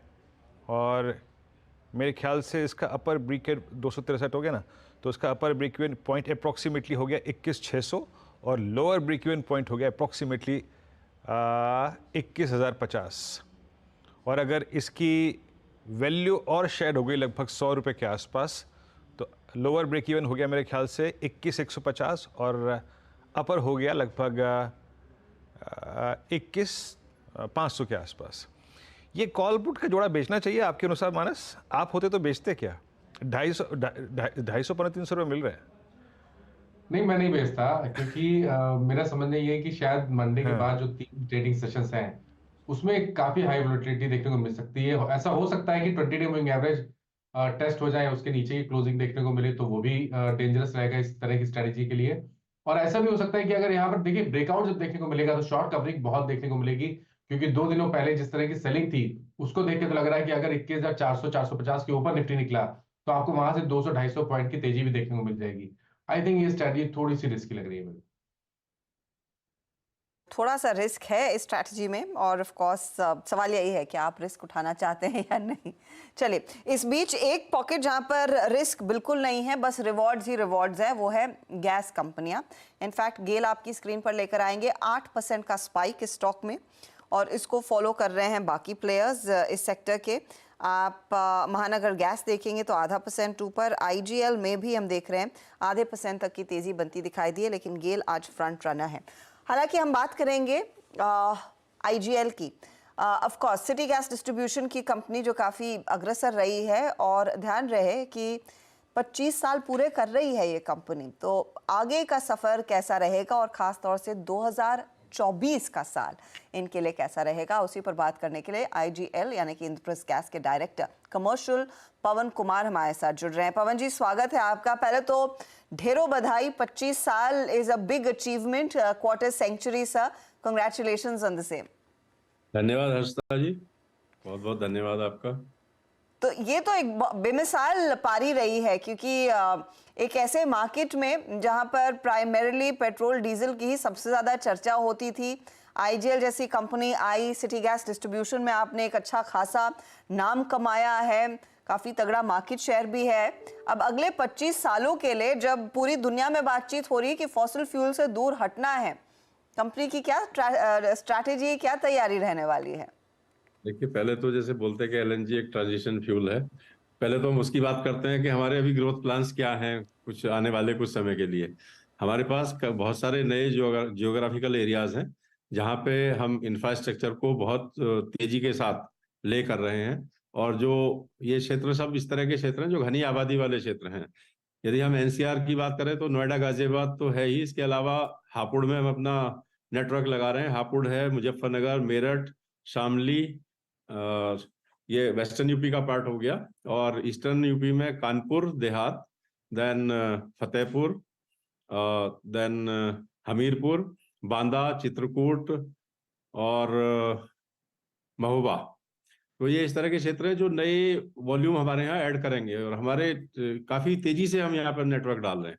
इसके अलावा राजस्थान में पाली, अजमेर और राजसमंद, यहाँ पर भी हमारा नेटवर्क तेजी से डाला जा रहा है, और हरियाणा में पार्ट गुड़गांव, रेवाड़ी, करनाल और कैथल। तो हमें काफी उम्मीद है कि CNG के वॉल्यूम काफी ज्यादा बढ़ेंगे इन क्षेत्रों से, क्योंकि यहाँ पे अभी गैस उपलब्ध नहीं है। जैसे इकोसिस्टम हमने डेवलप करना शुरू हुआ है, गैस की सेल बहुत तेजी से बढ़ रही है। जी हाँ, इनफैक्ट पेट्रोल डीजल के सामने तो ये प्रेफर्ड फ्यूल ऑटोमोटिव इंडस्ट्री के लिए रहा ही है, और वहां से जो ट्रांजिशन हो रहा है इलेक्ट्रिक की तरफ, उस पर मैं बाद में आऊंगी। लेकिन आपने उत्तर प्रदेश, राजस्थान, हरियाणा में जो ये एरियाज लैंडमार्क किए हुए हैं जहां पर आप अपनी पकड़ और मजबूत करना चाहेंगे, कुछ नए मार्केट्स में एंटर कर रहे हैं, रफली किस तरह के इन्वेस्टमेंट की बात हो रही है यहाँ पर पवन जी? ये हमारा हर साल 1.5 से 2,000 करोड़ रुपए का कैपिटल इन्वेस्टमेंट है इन क्षेत्रों में, सीएनजी और पीएनजी नेटवर्क डेवलप करने के लिए। और इसके साथ साथ हम जो लॉन्ग हॉल ट्रांसपोर्ट है उसको एलएनजी पर ले जाने का प्रयास कर रहे हैं। हम काफी एलएनजी स्टेशन लगाने जा रहे हैं, क्योंकि अभी क्या एलएनजी की डिस्पेंसिंग की व्यवस्था नहीं है। अभी हमने पहला एलएनजी स्टेशन अजमेर में कमीशन किया, तो जैसे ही फ्यूलिंग स्टेशन आएंगे तो वी आर होपफुल के एलएनजी की गाड़ियां भी आना शुरू होंगी, क्योंकि भारत में अभी एलएनजी गाड़ियां बननी शुरू हो गई हैं और काफी जो ओईएम्स हैं वो एलएनजी गाड़ियां लेकर आ रहे हैं। तो लॉन्ग हॉल ट्रांसपोर्ट से जो डीजल है उसका कन्वर्जन होगा, क्योंकि इसमें फायदा बहुत है करने में। काफी कंपनियां जो अपना ईएसजी स्कोर सुधारने में लगी हुई हैं, और क्योंकि इसमें पोल्यूशन बहुत कम है, आपके जो नाइट्रोजन ऑक्साइड है, NOx, SOx, कार्बन मोनोऑक्साइड, इनका उत्सर्जन बहुत कम होता है। तो इससे करीब 60 से 70% जो ESG स्कोर में वैसे ही सुधार आएगा। तो हम टारगेट करेंगे जो कॉर्पोरेट कस्टमर्स हैं, जो लॉजिस्टिक कंपनियां हैं, कि उनकी पूरी फ्लीट को लॉन्ग हॉल को एलएनजी पर लेके आए। तो हम बड़े एग्रेसिव हैं और हम बड़े ही होपफुल हैं कि जो ग्रोथ प्लान्स हमारे काम आए करेंगे। चलिए पवन जी, मेरी तरफ से भी आपको पहले तो शुभकामनाएं। दिल्ली स्टूडियो से वीरेंद्र बोल रहा हूँ। कुछ नीतिगत फैसले हिस्टोरिकली हमेशा ऐसे रहे हैं जिसने आईजीएल, उसके ग्रोथ प्लान्स, उसके प्रोडक्ट, उसकी प्राइसिंग को बहुत बुरी तरीके से प्रभावित किया है। इस बार दिल्ली की जो ईवी पॉलिसी है और इसका जो इम्पैक्ट होगा, एक बड़ा मार्केट है दिल्ली एनसीआर सर आपका, आप कैसे दिखते हैं? वो आपकी जो ग्रोथ प्रोजेक्शंस थे, मतलब ये जो निवेशक आपको सुन रहे हैं आज इस 25 साल के मुकाम पे, ये बताइएगा कि जब हमारे व्यूअर्स ने सुना, जब मैंने सुना, जब हमने सुना, तो हमको लगा कि भाई आपके लिए ये बहुत विकट स्थिति है। आप कैसे देखते हैं उस इम्पैक्ट को, और आपके जो प्रीवियस प्रोजेक्शंस थे ग्रोथ के, वो कितना इम्पैक्ट पड़ेगा उससे? तो ये जो इम्पैक्ट है 2030 तक है, तो अभी करीब 6 साल हैं 2030 आने में, मतलब ग्रेजुअल है। और हमारा अभी भी जो हम कन्वर्जन रेट देख रहे हैं, जो सीएनजी की गाड़ियां ऐड हो रही हैं, करीब 16 से 17 हजार वाहन प्रति मंथ नए हमारे जीएज में ऐड हो रहे हैं। तो जो लॉस इनसे होगा उससे ज्यादा ग्रोथ हमारी उधर होने वाली है। इसके अलावा जो मेजर जितने भी ऑटो मैन्युफैक्चरर्स हैं, सब नए नए सीएनजी वेरिएंट लेकर आ रहे हैं। अभी तो इवन ट्रैक्टर भी सीएनजी का आना शुरू हो गया है। तो यदि ट्रैक्टर कन्वर्जन सफल रहता है तो हमें उम्मीद है कि ग्रामीण क्षेत्र, खासकर जो एनसीआर के, जहां पर अभी ट्रैक्टर की लाइफ 10 साल है और सीएनजी का आने के बाद में 15 साल हो जाएगी, तो काफी जो इधर से वॉल्यूम लॉस होगा उससे बहुत ज्यादा वॉल्यूम हमें उधर से आएगा। अभी इवन मोटरसाइकिल भी कोई शायद बजाज लॉन्च करने वाले हैं सीएनजी की। तो जो ओईएम्स हैं उनके जो प्लान्स हैं काफी एग्रेसिव हैं, वो काफी होपफुल है, और सीएनजी का एडॉप्शन कस्टमर्स का अभी भी काफी ज्यादा है, क्योंकि कोरोना में थोड़ा जो ग्रोथ था कम हुआ था नई गाड़ियों का, लेकिन अभी एकदम सही हो गया है। 16-17 हजार गाड़ियां प्रति माह नई सीएनजी की आ रही हैं हमारे क्षेत्र में। अच्छा सर, मैं आपसे पूछूं कि अगले 2 वर्षों में आपका कैपेक्स कैसा रहेगा? और देखिए, जितने क्लाइंट्स आपके अगर आप देखें रिटेल में, और वो थोड़ा सा उस पर टिप्पणी करिएगा अगले 2 सालों के लिए, या फिर हाँ इनफैक्ट 24-25 के लिए। इस वर्ष हम करीब 1500 करोड़ रुपए खर्च कर रहे हैं, और नेक्स्ट ईयर के लिए हमारा करीब 2000 करोड़ रुपए का कैपेक्स है। ओके। हमारा प्लान है कि हमारे क्षेत्र में जितने भी हाईवेज हैं, जितनी सड़कें हैं, जितनी मेजर विलेज रोड्स हैं, सबको कवर करके ऑनलाइन गैस स्टेशन लगाए हम, क्योंकि ऑनलाइन गैस स्टेशन में कैपेक्स थोड़ा ज्यादा होगा, लेकिन ऑपरेटिंग जो कॉस्ट है वो कम है। इसके साथ साथ हम जो स्टेट रोड ट्रांसपोर्ट कॉर्पोरेशन है, जैसे Uttarakhand road transport corporation, UP road, then Rajasthan, इनके साथ भी हम बात कर रहे हैं कि लॉन्ग हॉल को ये सीएनजी या एलएनजी पे कन्वर्ट करें। इवन उत्तराखंड में तो 300 बसें सीएनजी की ऑलरेडी आ गई हैं, प्लस राजस्थान में भी हमारी बात चल रही है। तो हमें उम्मीद है कि जो इंटरसिटी ट्रांसपोर्टेशन है वो सीएनजी पर जल्दी ही शिफ्ट होगा। लेकिन मैं आपसे एक चीज पूछना चाहूंगी, समझना चाहूंगी, ये जो वीरू भी आपसे पूछ रहे थे कि दिल्ली सरकार जहां पर वो ईवी ट्रांजिशन की बात कर रही है, जिस तरह का रोड मैप सरकार ने लगाया हुआ है, क्या आप भी ईवी साइड पर कुछ इन्वेस्ट करना चाहेंगे अपने आप को हेज करने के लिए, स्पेशली ऑटोमोटिव साइड पर? क्योंकि हम तो एक एनर्जी कंपनी मानते हैं अपने आप को, जिस फॉर्म में एनर्जी बिकेगी हम उस फॉर्म में जाएंगे। हम ऑलरेडी ईवी चार्जिंग स्टेशंस लगा रहे हैं और हम बैटरी स्वैपिंग स्टेशंस भी लगा रहे हैं, तो एनर्जी जिस भी फॉर्म में बिकेगी उसमें हम रहेंगे हमेशा। 2024 के लिए क्या कुछ आप हमें आउटलुक दे पाएंगे? ये हम 25 सालों का ऑफ कोर्स कंपनी काफी ट्रांजिशन करेगी जैसे जैसे ऑफ कोर्स इंडस्ट्री की डिमांड और ग्राहकों की डिमांड होगी, लेकिन 2024 के लिए क्या रोड मैप है इन टर्म्स ऑफ वॉल्यूम्स और मार्जिन्स जो आप एंटिसिपेट कर रहे हैं, जिसकी शायद तैयारी हो रही होगी इस समय? पवन जी, जैसा आप पहले से ही बोलते आ रहे हैं कि हर साल हम 1 मिलियन वॉल्यूम ऐड करेंगे। अभी मार्च में हमारी जो क्लोजिंग होगी 9 मिलियन पर डे पर होगी, उससे अगले साल 10 वो पहुंचाने का हमारा प्रयास है। तो उसी हिसाब से हमारे कैपेक्स प्लान्स हैं, उसी हिसाब से हम इंफ्रा ले कर रहे हैं। जी बहुत बहुत शुक्रिया हमारे लिए समय निकालने के लिए। कॉन्ग्रेचुलेशंस वंस मोर आपको और आपकी पूरी आईजीएल के परिवार को 25 साल जो आप लोग पूरे कर रहे हैं। Wish you good luck sir. बहुत बहुत धन्यवाद, थैंक यू। तो आईजीएल इनफैक्ट ये पूरा सेक्टर आज का आउट परफॉर्मिंग क्षेत्र है। स्टॉक आपके सामने 1% ऊपर। आशीष चतुर्मोता, इसी से जुड़ा हुआ सवाल आपकी तरफ मैं डाल रही हूँ। पहले तो ये पूरी जो ईवी ट्रांजिशन के बीच इन प्लेयर्स में अब आपकी क्या रणनीति रहेगी, और आज गेल में इतना जो एक्शन 8% का आया है उसके पीछे क्या कारण समझ रहे हैं? नहीं, तो इसमें बहुत सारे मूविंग पार्ट्स है और बहुत सारे सेगमेंट्स है, सब सेगमेंट्स है जहाँ पे प्ले किया जा सकता है। और जो हमारा फोकस रहा है अर्चदा, वो थोड़ा रहा है कि जहां पर के भी रिन्यूएबल की कैपेसिटी बड़ी बन रही है उसके ऊपर फोकस हमने ज्यादा किया है रेदर देन आईजीएल, एमजीएल या गेल के कंपैरिजन में। और उस कॉन्टेक्स्ट में देखिए कि तो हमने एनटीपीसी पे भी बहुत फोकस किया, क्योंकि उसका सबसे बड़ा कारण है कि वहाँ 30 गीगावाट कैपेसिटी क्रिएट करने जा रहे हैं और उसके अंदर भी बहुत बड़ा एडिशन रिन्यूएबल एनर्जी की तरफ एनटीपीसी करने जा रहा है। साथ ही साथ हमने एसजेवीएन पे चर्चा की पहले भी, और सब डिस्क्लोजर की स्टॉक हम इन स्टॉक्स हमारे पोर्टफोलियो में भी रहे, और एसजेवीएन पे भी हमने चर्चा की क्योंकि वहां पर पे भी एक significant amount of renewable energy का कैपेसिटी एडिशन हुआ। और इसी को प्ले करने के लिए कुछ छोटी थीम्स हमने जो mid cap small cap companies में से चूज की, जैसे कि आइनॉक्स विंड था, जहां पर पे कंपनी एक टर्न अराउंड फेज में आ रही थी और एक जबरदस्त इन्होंने प्रमोटर ने भी लिक्विडिटी को इन्फ्यूज किया, कुछ स्टेक सेल किया, जिसकी वजह से कंपनी की बैलेंस शीट काफी डीलिवरेज हो रही थी। तो ये सब हमें काफी पसंद था। और अभी हम जो देख रहे हैं स्टॉक छोटी कंपनी में, वो है एनएलसी, नेवली लिग्नाइट, जहां पर पे मुझे लगता है कि जो इनकी भी कैपेसिटी है 6 गीगावाट से करीब 17-18 गीगावाट ये करने जा रहे हैं। और साथ ही साथ अब लिग्नाइट बेस्ड कैपेसिटी से ये भी अब कहीं ना कहीं हाइड्रो और रिन्यूएबल इस सेगमेंट के अंदर फोकस कर रहे हैं। तो ये कंपनी अब हमें काफी पसंद है और इसके अंदर भी हमने एक छोटी पोजीशन पोर्टफोलियो के अंदर में बनाई है। तो जो पूरी पावर थीम है उसको हम इस तरह से प्ले कर रहे हैं, और इसी तरह से हमारा मानना है कि एक सिग्निफिकेंट कैपेसिटी 170 गीगावाट से 500 गीगावाट जो रिन्यूएबल में होने वाला है, वो एक बहुत बड़ी थीम है और उसको इसी तरह से हम प्ले कर रहे हैं इन स्टॉक्स के थ्रू। ओके, और चलिए तो यहाँ पे ये व्यू हो गया इन स्टॉक्स पे, आईजीएल पे भी। हालांकि एलएनसी आपकी अगर आप देखें तो यहाँ पे प्रेफर्ड स्टॉक है।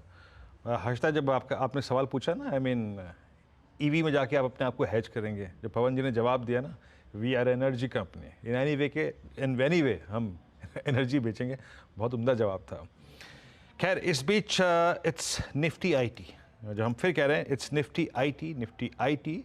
आज नीरज जी ने अपनी मॉर्निंग कमेंट्री में कहा भी था कि आईटी यहाँ से चले, इस बात की एक पर्याप्त कारण है और टेक्निकल पर्सपेक्टिव भी काफ़ी अच्छा था यहाँ पे। एंड इट्स निफ्टी आईटी जो कि अब परसों के ओपन पॉइंट को जाके स्ट्राइक करता हुआ। एक बार टेक महिंद्रा लेके आइएगा। टेक महिंद्रा इस वक्त ट्रेड कर रहा है डे हाई की ट्रैजेक्टरी में, 1273। आपका ट्रेडिंग सेंस क्या कहता है यहाँ पर? अमित, कैसे अप्रोच करेंगे आप इस स्टॉक को? जी वीरेंद्र जी, सबसे इंपॉर्टेंट पॉइंट है कि टेक महिंद्रा एक हमें अच्छे रिस्क रिवॉर्ड पॉइंट पे वापस मिल रहा है, which is very important. Stock में एक अच्छा खासा रनअप आया था और 2 दिन के जो कैंडलस्टिक पैटर्न है कल के और आज के, उसमें कंफर्मेशन पुलबैक का काफी अच्छा मिल रहा है। स्टॉक 10 डेमा के ऊपर ट्रेड कर रहा है एक सपोर्ट जोन से, तो यहाँ पे एक पोजीशन बनाई जा सकती है। स्टॉप लॉस लगभग 1258 का रहेगा और मेरे टारगेट्स 1310 के रहेंगे। ओके, टेक महिंद्रा आपका बाय मतलब एक व्यू यहाँ पर ट्रेडिंग व्यू।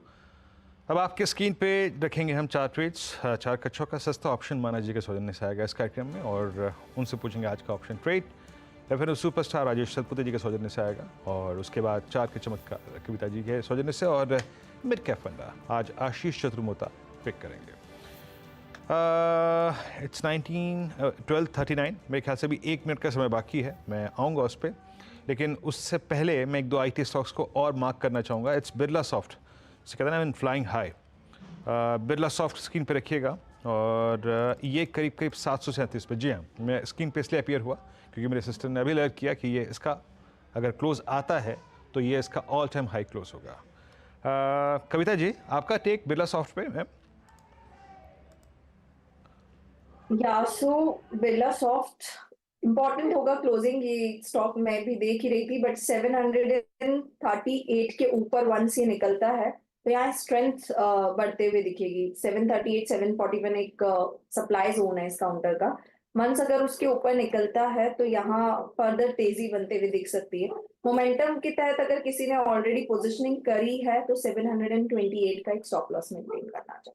बिरला सॉफ्ट में एक अपॉर्चुनिटी तेजी की बन रही, 2% ऊपर इनफैक्ट ये काउंटर आता हुआ। चलिए 4 का चौका की तरफ बढ़ जाते हैं। मानस बताएंगे आज का सस्ता ऑप्शन। देखिए हर्षिता जी, सस्ता ऑप्शन के लिए परसिस्टेंट के ऑप्शन में खरीदारी करनी है। 7500 का कॉल ऑप्शन लिया जा सकता है। 99 रुपीज पे ट्रेड हो रहा है, वहां पर आप खरीदारी करिए। 54 रुपीज का आपको स्टॉप लॉस लगाना है और 200 रुपए तक के टारगेट आपको 7500 के परसिस्टेंट के कॉल ऑप्शन में देखने को मिल सकते हैं। ओके, तो 7500 वाला कॉल लेकर चलिए परसिस्टेंट का, और यहाँ पर एक अच्छा खासा मोमेंटम, लगभग डबल होने के चांसेस बनते दिखाई दे रहे हैं। टारगेट आपका 200 के आसपास का रहेगा। ये है आपके लिए वो पहला ट्रेड और IT इनफैक्ट पूरी तरह से तेजी में और अच्छी बढ़त आ रही है। Rajesh Satpute, F&O superstar. हर्षदा जी, देखिए नजर IT स्टॉक्स पे ही है और अगर इसमें से एक चुनना है then I would like to go long in Infosys. Infosys का स्ट्रक्चर बेहतरीन स्ट्रक्चर है, वीकली चार्ट बढ़िया है, डेली चार्ट पे ऑलरेडी ब्रेकआउट हो चुका है और ब्रेकआउट के बाद का डिप भी मिल रहा है। एट द सेम टाइम अगर आप डेरिवेटिव्स का डेटा देखें तो open interest is up by 8%, that is good in Infosys. So Infosys का जो टारगेट होगा वो रहेगा 1610 1620 के आसपास का। तो 1620 का टारगेट लेके आप इन्फोसिस बाय करें, स्टॉप लॉस होगा 1540। ओके, इन्फोसिस। अब चलते हैं अगले ट्रेड के लिए कविता जी के पास। 4 का चमत्कार, कविता क्या पिक कर रहे हैं आप? मुझे लग रहा है थोड़ा सा पोजिशनली काउंटर को देखना चाहिए, दैट इज LTI माइंट्री को 6248 के लेवल पर है और मुझे लगता है 6400 6450 तक के लेवल इस काउंटर पर आते हुए दिखना चाहिए। स्टॉप लॉस मेंटेन करना चाहिए 6140 का। ओके, यहाँ पे हो गया LTI माइंट्री, यानी आप IT के साथ रहेंगे और IT इस वक्त का हॉट फेवरेट है। अब चलते हैं आज की आखिरी कॉल के लिए, मतलब 4 का चौका में आखिरी कॉल के लिए। वो है मिड कैप फंडा, आशीष चतुर्मोता जी के सौजन्य से आएगी। आशीष, क्या पिक कर रहे हैं आप? तो हालांकि मैंने काफी चर्चा की, अभी 2 स्टॉक्स की बात भी की, भारत डायनामिक्स और NLC। तो मेरे हिसाब से NLC के ऊपर हम फोकस कर सकते हैं, जिसपे थोड़ी चर्चा करेंगे। बट वीरेंद्र, मैं यहाँ पे ऐड करना चाहूंगा कि IT को मैं वापस से री एम्फसाइज करूँ कि IT को प्ले करने के लिए एक बहुत ही बढ़िया तरीका होगा IT 20 को लेने का, जो 37.70 पे इस समय चल रहा है। और मेरा ऐसा मानना है कि यहाँ पर पे 35 रुपए पे एक बहुत ही बढ़िया बेस IT 20 बना चुका है और इस इंडेक्स पे ही सिर्फ मेरा मानना है ये इंडेक्स आपको 44-45 के लेवल्स आने वाले कुछ महीनों में दिखा सकता है, क्योंकि जिस तरह से फेड ने रेट को कट करने की बात 3 इंस्टॉलमेंट में की है और साथ ही साथ कोर जो इन्फ्लेशन है वो अब कहीं ना कहीं कंट्रोल में आता हुआ नजर आ रहा है। तो ये कहीं ना कहीं डिस्क्रिशनरी IT स्पेंडिंग के लिए एक बहुत ही बढ़िया ट्रिगर बनेगा। इसको ध्यान में रखते हुए मुझे लगता है कि इस समय पे आपने भी जो बात की, ये IT 20 का जो इंडेक्स है ये बहुत ही बढ़िया रिस्क रिवॉर्ड इस समय पे दिखा रहा है। तो ये मेरा एक ट्रेड रहेगा। साथ ही साथ जैसे मैंने एनएलसी पे बात की, तो एनएलसी पे ही मैं कंटिन्यू करना चाहूंगा कि देखिए यहाँ पर भी करीब करीब 6 गीगावाट की आज कैपेसिटी है। By financial year 2030 it is expected कि ये 17 गीगावाट करेंगे, और इसके अंदर में भी जो रिन्यूएबल है वो करीब करीब 6 गीगावाट रहेगा। तो हमारा मानना है कि जो करंट रेवेन्यू करीब करीब 16,000 करोड़ के आसपास है, फाइनेंशियल ईयर 25 में ये करीब करीब 20,000 करोड़ की रेवेन्यू आएगी, और 30% की एबिटा मार्जिन ये कंपनी बना रही है, जिसकी वजह से हमारा ऐसा मानना है कि फाइनेंशियल ईयर 25 में करीब करीब 3300 करोड़ रुपए की प्रॉफिटेबिलिटी ये कंपनी बनाएगी। अब इसके वैल्यूएशन की नजर से देखेंगे तो बहुत ही रीजनेबली वैल्यूड है। 1.3 टाइम प्राइस टू बुक पे ये स्टॉक फाइनेंशियल ईयर 24 पे ट्रेड कर रहा है। पी मल्टीपल के टर्म में भी करीब 9 टाइम्स पे के पी मल्टीपल पे स्टॉक ट्रेड कर रहा है, तो रीजनेबल वैल्यूएशन पे है। और अगर से इसको लॉन्ग टर्म चार्ट पे आप देखें तो ये ब्रेकआउट जो है वो करीब करीब 13-14 साल के बाद ये स्टॉक ब्रेकआउट दे रहा है। तो लॉन्ग टर्म कंसोलिडेशन ब्रेकआउट यहाँ पे हुआ है। तो मेरा मानना है कि 210-12 पे एक बहुत ही बढ़िया सपोर्ट है, ये सपोर्ट लेवल स्टॉक होल्ड करता है। तो 270-280 की जगह एनएलसी इंडिया के स्टॉक में देखने को नजर आ सकती है। अरे ट्रेड्स में फटाफट से आपके लिए रिकैप कर रही हूँ। देखिए आज रुझान टेक्नोलॉजी पर ही है, जिस तरह से तेजी के मूव्स बनते दिखाई दिए हैं, और एनएलसी इंडिया का भी तड़का लग रहा है। फटाफट से लेकर आइएगा। शुरुआत हमने की सस्ता ऑप्शन में 7,500 के कॉल लेने की सलाह परसिस्टेंट पर मानस ने दी है। 2,200 का टारगेट रहेगा, 54 का स्टॉप लॉस है। इन्फोसिस फिर आया राजेश सातपुते के रेडार पर, तेजी वाला ट्रेड कंसिडरिंग आज आउट परफॉर्मेंस टेक्नोलॉजी कंपनियों में है। 1610 आपका पहला टारगेट है, दूसरा टारगेट 1620 रहेगा। देखिए कविता ने क्या पिक किया, एलटीआई माइंडट्री 6400 और 6450 के टारगेट के लिए। मिड कैप फंडा में आशीष चतुर्मोता ने कहा कि आप निफ्टी आईटी का निपॉन इंडिया ईटीएफ भी ले सकते हैं, ये आपके लिए एक विकल्प है। और अगर आप चाहें फिर आप एनएलसी इंडिया पर भी पोजीशन ले सकते हैं, जो 6.5% ऊपर है। अच्छा, इस समय का सबसे बड़ा ट्रेंडिंग काउंटर आपकी स्क्रीन पर लेकर आते हैं, वो है विप्रो। स्टॉक लगभग 7% के गेंस पर टॉप परफॉर्मिंग काउंटर है, और यहाँ पर हम देख रहे हैं मैक्सिमम पोजीशंस दरअसल जुड़ती हुई दिखाई दे रही हैं। इस पर हम पहले भी बात कर रहे थे। 475 के टारगेट के लिए मानस ने साफ कहा एक बाय ट्रेड है, और वो आप मिस नहीं करना चाहिए। चलिए समित चौहान हमारे साथ है। समित बताइए आपका ट्रेड। देखिए हर्षदा, यहाँ पे क्यूमिंस के साथ जाना चाहेंगे। ये स्टॉक ओवरऑल अगर हम देखें तो उसकी जो रिलेटिव स्ट्रेंथ है वो काफी स्ट्रांग रही है। स्टॉक एक स्टेडी मूवर रहा है, और अभी लगभग 2-3 हफ्तों का एक कंसोलिडेशन ये कंप्लीट करके वो जो उसके ऑल टाइम हाईज है उसको ये चैलेंज कर रहा है। तो यहाँ पे हमें लगता है कि नेक्स्ट वीक के लिए एक अच्छा कैंडिडेट क्यूमिंस इंडिया हो सकता है, जिसमें लगभग 2100 2120 के उसके टारगेट्स होंगे, और 1965 के स्टॉप लॉस से क्यूमिंस इंडिया करंट लेवल पे बाय किया जा सकता है। तो कमेंट्स जिसकी हम बातचीत कर रहे थे, एक अपॉर्चुनिटी ट्रेड की साफ बनती दिखाई दे रही है। अच्छा मोमेंटम मार्केट्स में, और मिड कैप्स पूरी तरह से घूम के अब 330 अंकों की बढ़त दिखा रहे हैं। रोलर कोस्टर राइड आज जरूर रही है, लेकिन छुट्टियों का मौसम है। इनफैक्ट 3 दिन की लंबी वेकेशन, और अगर आप लकी हैं तो आपने शायद वो न्यू ईयर तक वेकेशन प्लान कर ली हो। क्रिसमस और नए साल के जश्न मनाने के लिए ढेरों लोग इंडियन और इंटरनेशनल डेस्टिनेशंस जाते हैं। तो किस तरह का ट्रेंड पिकअप हुआ है, ओवरऑल मार्केट में कितना एक्शन बना है, इक्सिगो के को-फाउंडर और ग्रुप सीईओ आलोक वाजपेयी हमारे साथ है। आलोक, आपके लिए तो एकदम पीक पीरियड है, तो हमारे लिए समय निकालने के लिए बहुत बहुत शुक्रिया। बताइए सबसे ज्यादा टिकट्स किस डेस्टिनेशन के लिए बुक हुई हैं इक्सिगो के प्लेटफॉर्म पर? शो पे बुलाने के लिए बहुत बहुत धन्यवाद हर्षदा जी। बिल्कुल पीक सीजन चल रहा है, और हम दिसंबर में एकदम पीक सीजन के पीक में बैठे हुए हैं, और हमें दिख रहा है कि पिछले साल के मुकाबले काफी अच्छी ग्रोथ ओवरऑल मार्केट में दिख रही है। अगर सर्चेस की बात करें तो डोमेस्टिक ट्रैवल सर्चेस हमको कई डेस्टिनेशंस की 30 से 35% ईयर ऑन ईयर ग्रोथ दिख रही है सर्चेस में। इंटरनेशनल ट्रैवल की बात करूं तो वहां पे और भी ज्यादा ग्रोथ दिख रही है। 50% तक की ग्रोथ हम देख रहे हैं सर्चेस में इंटरनेशनल ट्रैवल डेस्टिनेशंस की ओर। और लास्ट ईयर याद करें तो लास्ट ईयर हम जस्ट कोविड से बाहर आए थे, तो तब सप्लाई कंस्ट्रेंट्स ज्यादा थे इंटरनेशनल में।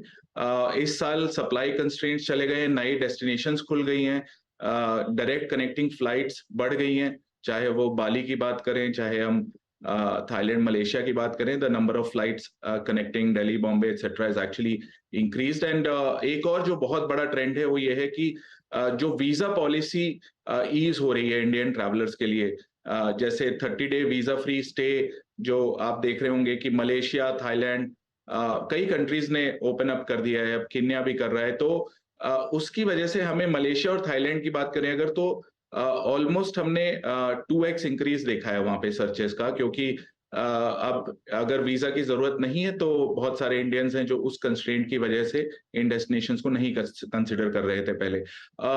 अगर हम डोमेस्टिक ट्रैवल की बात करें तो टॉप पे इस बार हम देख रहे हैं कि जो हमेशा ही टॉप पे रहते हैं जैसे गोवा, जयपुर, श्रीनगर, बट इस बार हम पौंडीचेरी, वाराणसी, कोची, बागडोगरा, दार्जिलिंग जो की है ये भी देख रहे हैं। और इस बार हम रिलीजियस ट्रैवल भी देख रहे हैं। दिसंबर जनवरी में हमने देखा कि हमारे बस बिजनेस में लोग वैष्णो देवी की ओर, शिरडी की ओर, बनारस और साउथ में तिरुपति की ओर भी अपने न्यू ईयर प्लान्स बना रहे हैं। इंटरनेशनल अगर ट्रैवल की एक बार बात करें तो वहां पे यूएई, थाईलैंड, मलेशिया, यूएस, ये तो हिस्टोरिकली हमेशा टॉप पे रहे हैं, सिंगापुर, लेकिन इस बार हम देख रहे हैं श्रीलंका, वियतनाम, इंडोनेशिया, इनकी सर्चेस बढ़ रही है। और श्रीलंका भी एक डिफिकल्ट इकोनॉमिक पीरियड से वापस आ रहा है और वहां पे डेफिनेटली बहुत affordable vacation, both in terms of flights and hotels, very affordable destination. आपकी लिस्ट में डोमेस्टिक ट्रैवल में श्रीनगर भी दिख रहा था। कितने लोग नॉर्मली कश्मीर जाते हैं इस दौरान, मुझे बताइए, क्योंकि हम एक शख्स को जानते हैं जो इस समय कश्मीर की हंसी वादियों से हमारे साथ जुड़ेंगे, उनको जोड़ने वाले हैं हम। बताइए कितनी पॉपुलेशन नॉर्मली जाती है कश्मीर इस ठंड के मौसम में? देखिए, इस सीजन में दो तरह के यहाँ पे रुझान हमने देखे। लाइक कुछ लोग बीच डेस्टिनेशन प्रेफर करते हैं जो कि इसीलिए नंबर 1 बना रहता है, बरकरार है साल दर साल। लेकिन हम देख रहे हैं कि बहुत सारे लोग ठंड को भी और एंजॉय करना चाहते हैं। और अगर हम कश्मीर की बात करें, वहां इस समय बर्फबारी हो रही है और डेली बेसिस पे हम देख रहे हैं कि सर्चेस की अगर बात करें तो लाखों की तादाद में सर्चेस हो रही है on a daily basis towards Srinagar, Jammu and other places in Kashmir. और अगर हम बुकिंग्स के ट्रेंड की बात करें तो पिछले साल के मुकाबले ऑलमोस्ट 60% इंक्रीज देखा है कश्मीर की ओर जाने वालों में अक्रॉस फ्लाइट, ट्रेन एंड बस बिजनेस। मैं उसका रीजन सिर्फ मैं आपको वाजपेयी जी, इनफैक्ट कश्मीर जी, मैं आपको कश्मीर का जीता जाता उदाहरण देता हूँ। वो गाना था ना रोजा का, ये हंसी वादियाँ खुला आसमां, आ गए तुम कहाँ। आपको दिखाई दे रहा है? बर्फ शर्त थी कि बर्फ होनी चाहिए, मैं वही जाऊंगा। अनुज कहाँ है इस वक्त? वीरू मैं गुलमर्ग में हूँ और बिल्कुल देखिए, बर्फ का मेरी बेटी की कंडीशन थी कि बर्फ होनी चाहिए, और गुलमर्ग में हमारे आने से जस्ट 2 दिन पहले स्नो हुई और इतना मजा आ रहा है इस समय। मैं एक चीज कहूंगा, मैं पहली बार कश्मीर वैली में आया हूँ और अब तक तो मैंने सिर्फ सुना था, अब वाकई में पता है इससे खूबसूरत, मतलब पिक्चर्स बयान नहीं कर सकती इस चीज को जो मैं देख रहा हूँ यहाँ पे, जो मैंने पिछले 4 दिन में देखा है ना, उसको प्लीज, मतलब पिक्चर्स इतनी ब्यूटीफुल है लेकिन पिक्चर्स वो बयान नहीं कर रही हैं जो हम यहाँ पर हैं, जो एक अलग एटमॉस्फेयर है। और एक चीज मैं कह रहा हूँ, आर्टिकल 370 खत्म होने के बाद जो कश्मीर में टूरिज्म पिकअप हुआ, जो यहाँ के लोगों के को इतना एक ग्रोथ मिली है टूरिज्म में, वो अनपैरेलल्ड है।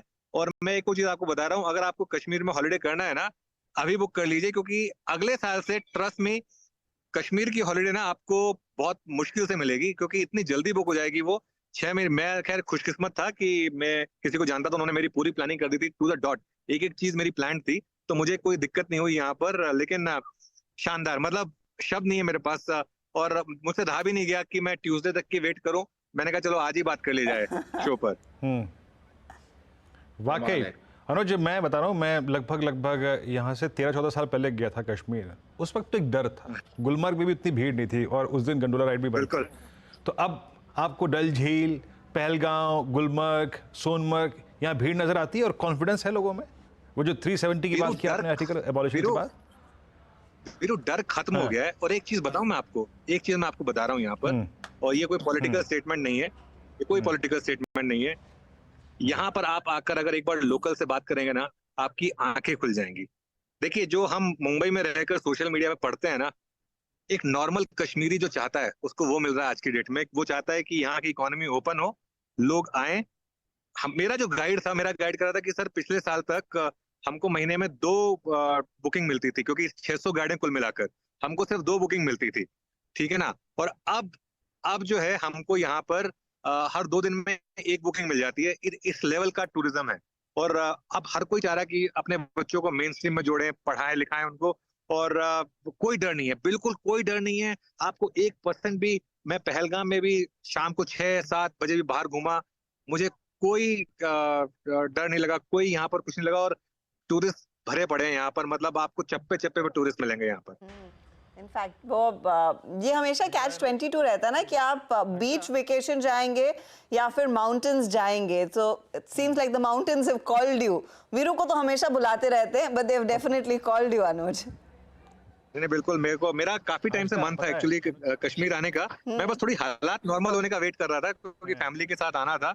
और अब मैं एक चीज कह सकता हूँ, मैं हर साल में कोशिश करूंगा कि साल में नहीं तो 2 साल में एक बार तो जरूर कश्मीर आऊं।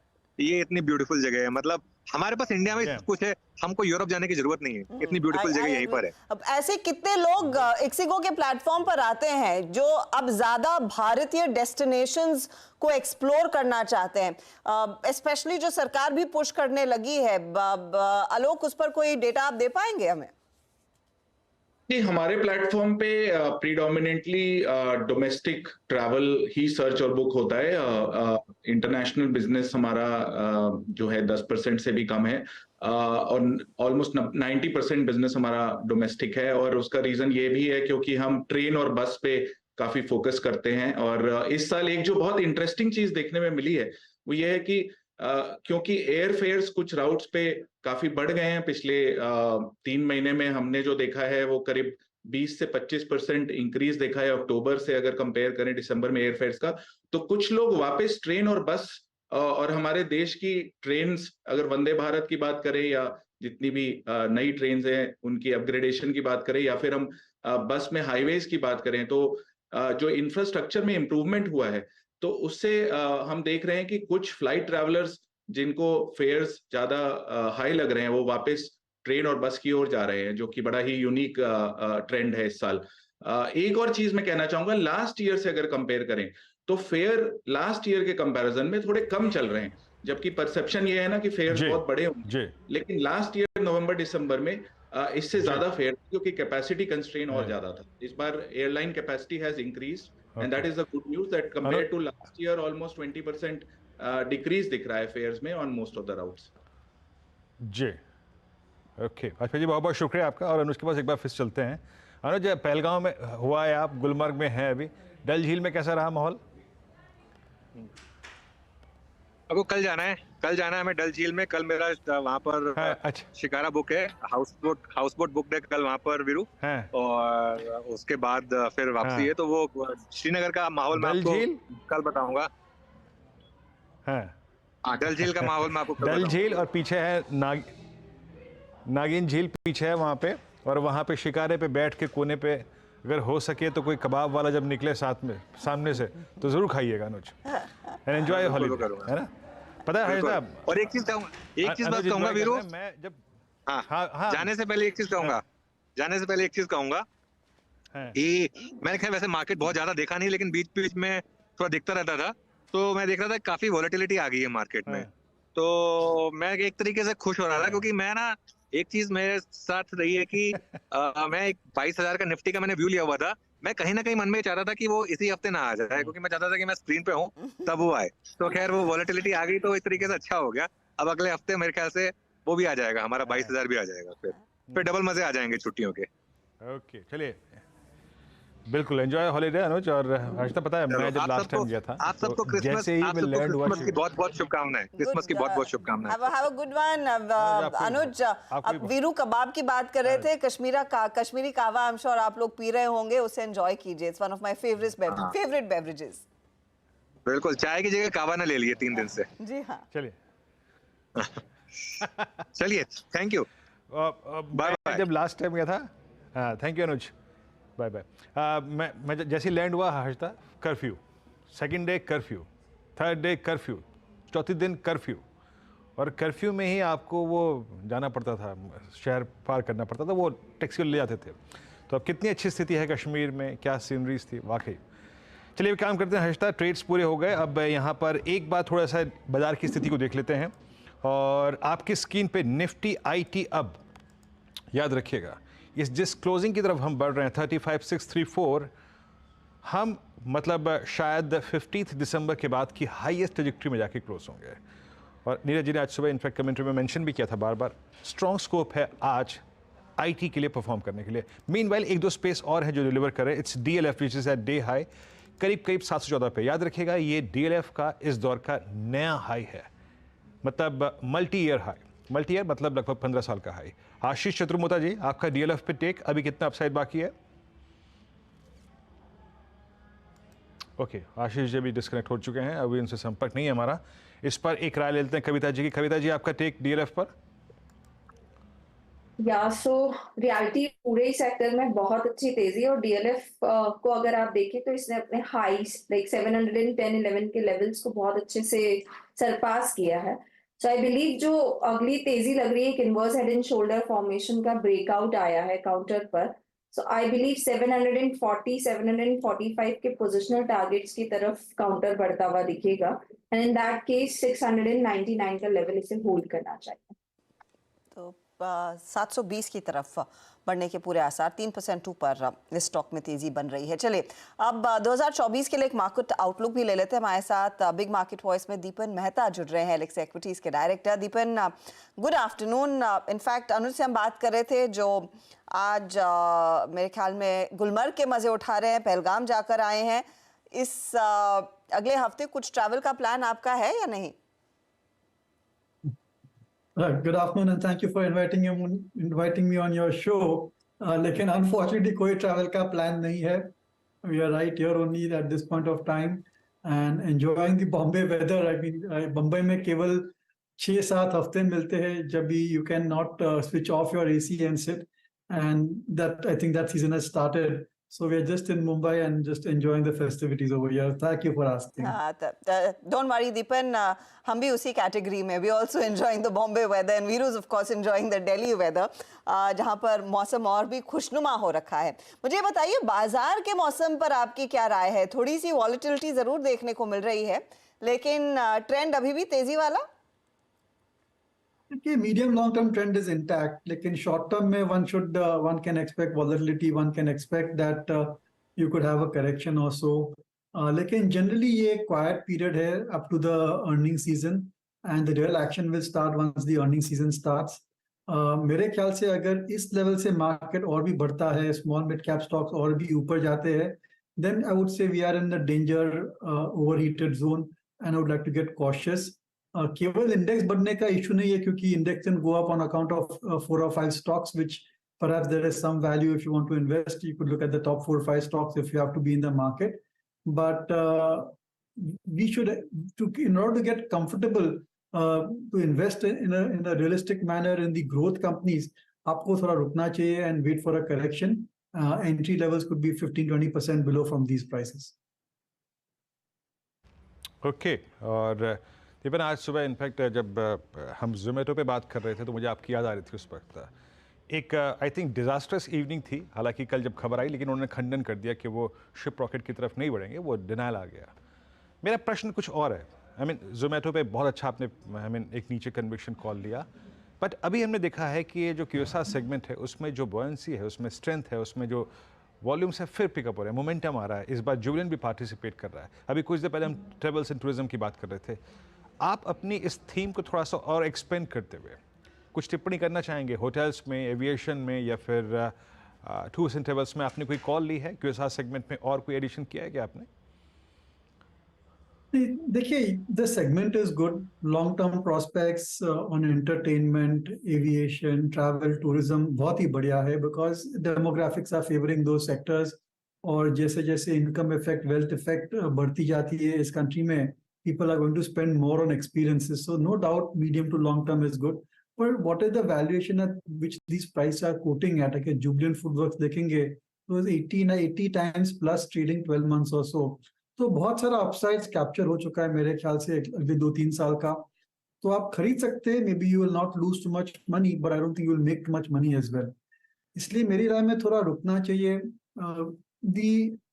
जो ऑब्जेक्टिव होना चाहिए इन्वेस्टर का is to buy good quality businesses at reasonable valuation. जैसे कि Jubilant FoodWorks is a good quality business, Zomato is a good quality business, पर किस वैल्यूएशन में आप खरीदते हैं ये बहुत ही इंपॉर्टेंट है. और मेरे ख्याल से इस लेवल पर ये वैल्यूएशन थोड़े ज्यादा है. और अच्छी कंपनियां भी अगर आप रॉन्ग प्राइस पे खरीदेंगे, you will not get a good return on your investment. So I would just like to wait and watch. और जैसे जैसे कंपनी के नंबर्स आते हैं और थोड़ा समय निकलता है और अच्छे नंबर आने के कारण उनकी जो प्राइस टू मल्टीपल है वो कंप्रेस होती है, then that may be a good entry point. But at this level, I'm not certain that even a good quality business like Jubilant Foodworks or Trent or Titan for that matter or Zomato, I think is worth buying into. Of course, अगर आप ये shares hold कर रहे as we are as a matter of disclosure, you may remain invested because something which is overpriced can get more overpriced. पर जब भी आप निवेश करने की कोशिश कर रहे हैं, that time be careful what price you get in it. अच्छा दीपन जी, एक व्यू लार्ज कैप आईटी पे. अभी मैं आपसे बात करने से पहले जब इन्फोसिस को देख रहा हूँ और टेक महिंद्रा को देख रहा हूँ, विप्रो को देख रहा हूँ, एक्सेल टेक्नोलॉजीज को देख रहा हूँ, अपने हिस्टोरिकल हाई से बड़ा डिफरेंशियल है. But mean well mid cap IT, look at mid cap IT में KPIT, Birlasoft at all time high. ये डिफरेंशियल क्या आपको कभी कभी कहता है कि नहीं साहब लार्ज कैप आईटी में it's time to turn positive? Large cap IT पे आपका व्यू, और स्पेशली ओरेकल और एसेंचर्स के नंबर्स देखने के बाद आपका व्यू लार्ज कैप आईटी पे. मैं स्पेशली उस डिफरेंशियल में जो इस वक्त लार्ज कैप आईटी और मिड कैप आईटी में परसिस्ट कर रहा है, उस पर आपके नज़रिए को पूछ रहा हूँ. देखिए, फर्स्ट हमारा व्यू मार्केट पे थोड़ा कॉशियस है, लेकिन अगर आपको फिर भी निवेश करना है then large cap IT can be an outperformer. Outperformer का मतलब अगर मार्केट गिरता है तो they will fall less, that is what I think. उसकी वजह यह है कि वैल्यूएशन कंफर्ट थोड़ा बहुत है वहां पर. दूसरी बात यह है कि इवेंचुअली उनके पास अच्छी ऑर्डर बुकिंग है, अच्छे कॉन्ट्रैक्ट्स मिले हैं. It is a matter of starting implementing. वो इम्प्लीमेंटेशन मेरे ख्याल से 1-2 क्वार्टर में चालू हो जाना चाहिए as the confidence in the economy improves in US and Europe. And third part ये है कि ये जो artificial intelligence की जो wave है, I think that is a very good opportunity for the IT industry. How big it can be हम कह नहीं सकते, but that certainly will give many more projects, especially discretionary projects, which are I would say highly profitable for the IT industry. So जो fundamentals है certainly day by day improve हो रहे हैं. Or valuations are not out of sync completely. They are around historical levels, slightly higher. So from that point of view, it makes a good investment case. But overall, अगर market भी correct होता है तो definitely large cap IT पर भी उसका negative effect आ सकता है, albeit थोड़ा कम होगा. ट्रैक करते हैं क्या दीपन? आज स्टॉक में करीब 7-8% तक का स्पाइक देखने को मिला. इनफैक्ट हम आईजीएल के मैनेजमेंट से बात कर रहे थे और वो बता रहे थे कि किस तरह से वो ट्रांजिशन के दौरान भी ज़्यादातर कंपनी ऑफ कोर्स वो ईवी साइड पर इन्वेस्ट कर रही है, लेकिन गेल को इतना बढ़ने के पीछे कोई खास वजह है क्या आज? Gas authority of India? जी हाँ. No, I'm not sure if there was any news. पर देखिए, ये जो PSU ऑयल कंपनीज है, they are at attractive valuations, no doubt about that. और गैस अथॉरिटी ऑफ इंडिया में ऑल्सो भी गोइंग अप बिकॉज गैस के दाम है वो थोड़े कम हुए हैं, जिसकी वजह से वॉल्यूम पिकअप आ सकता है.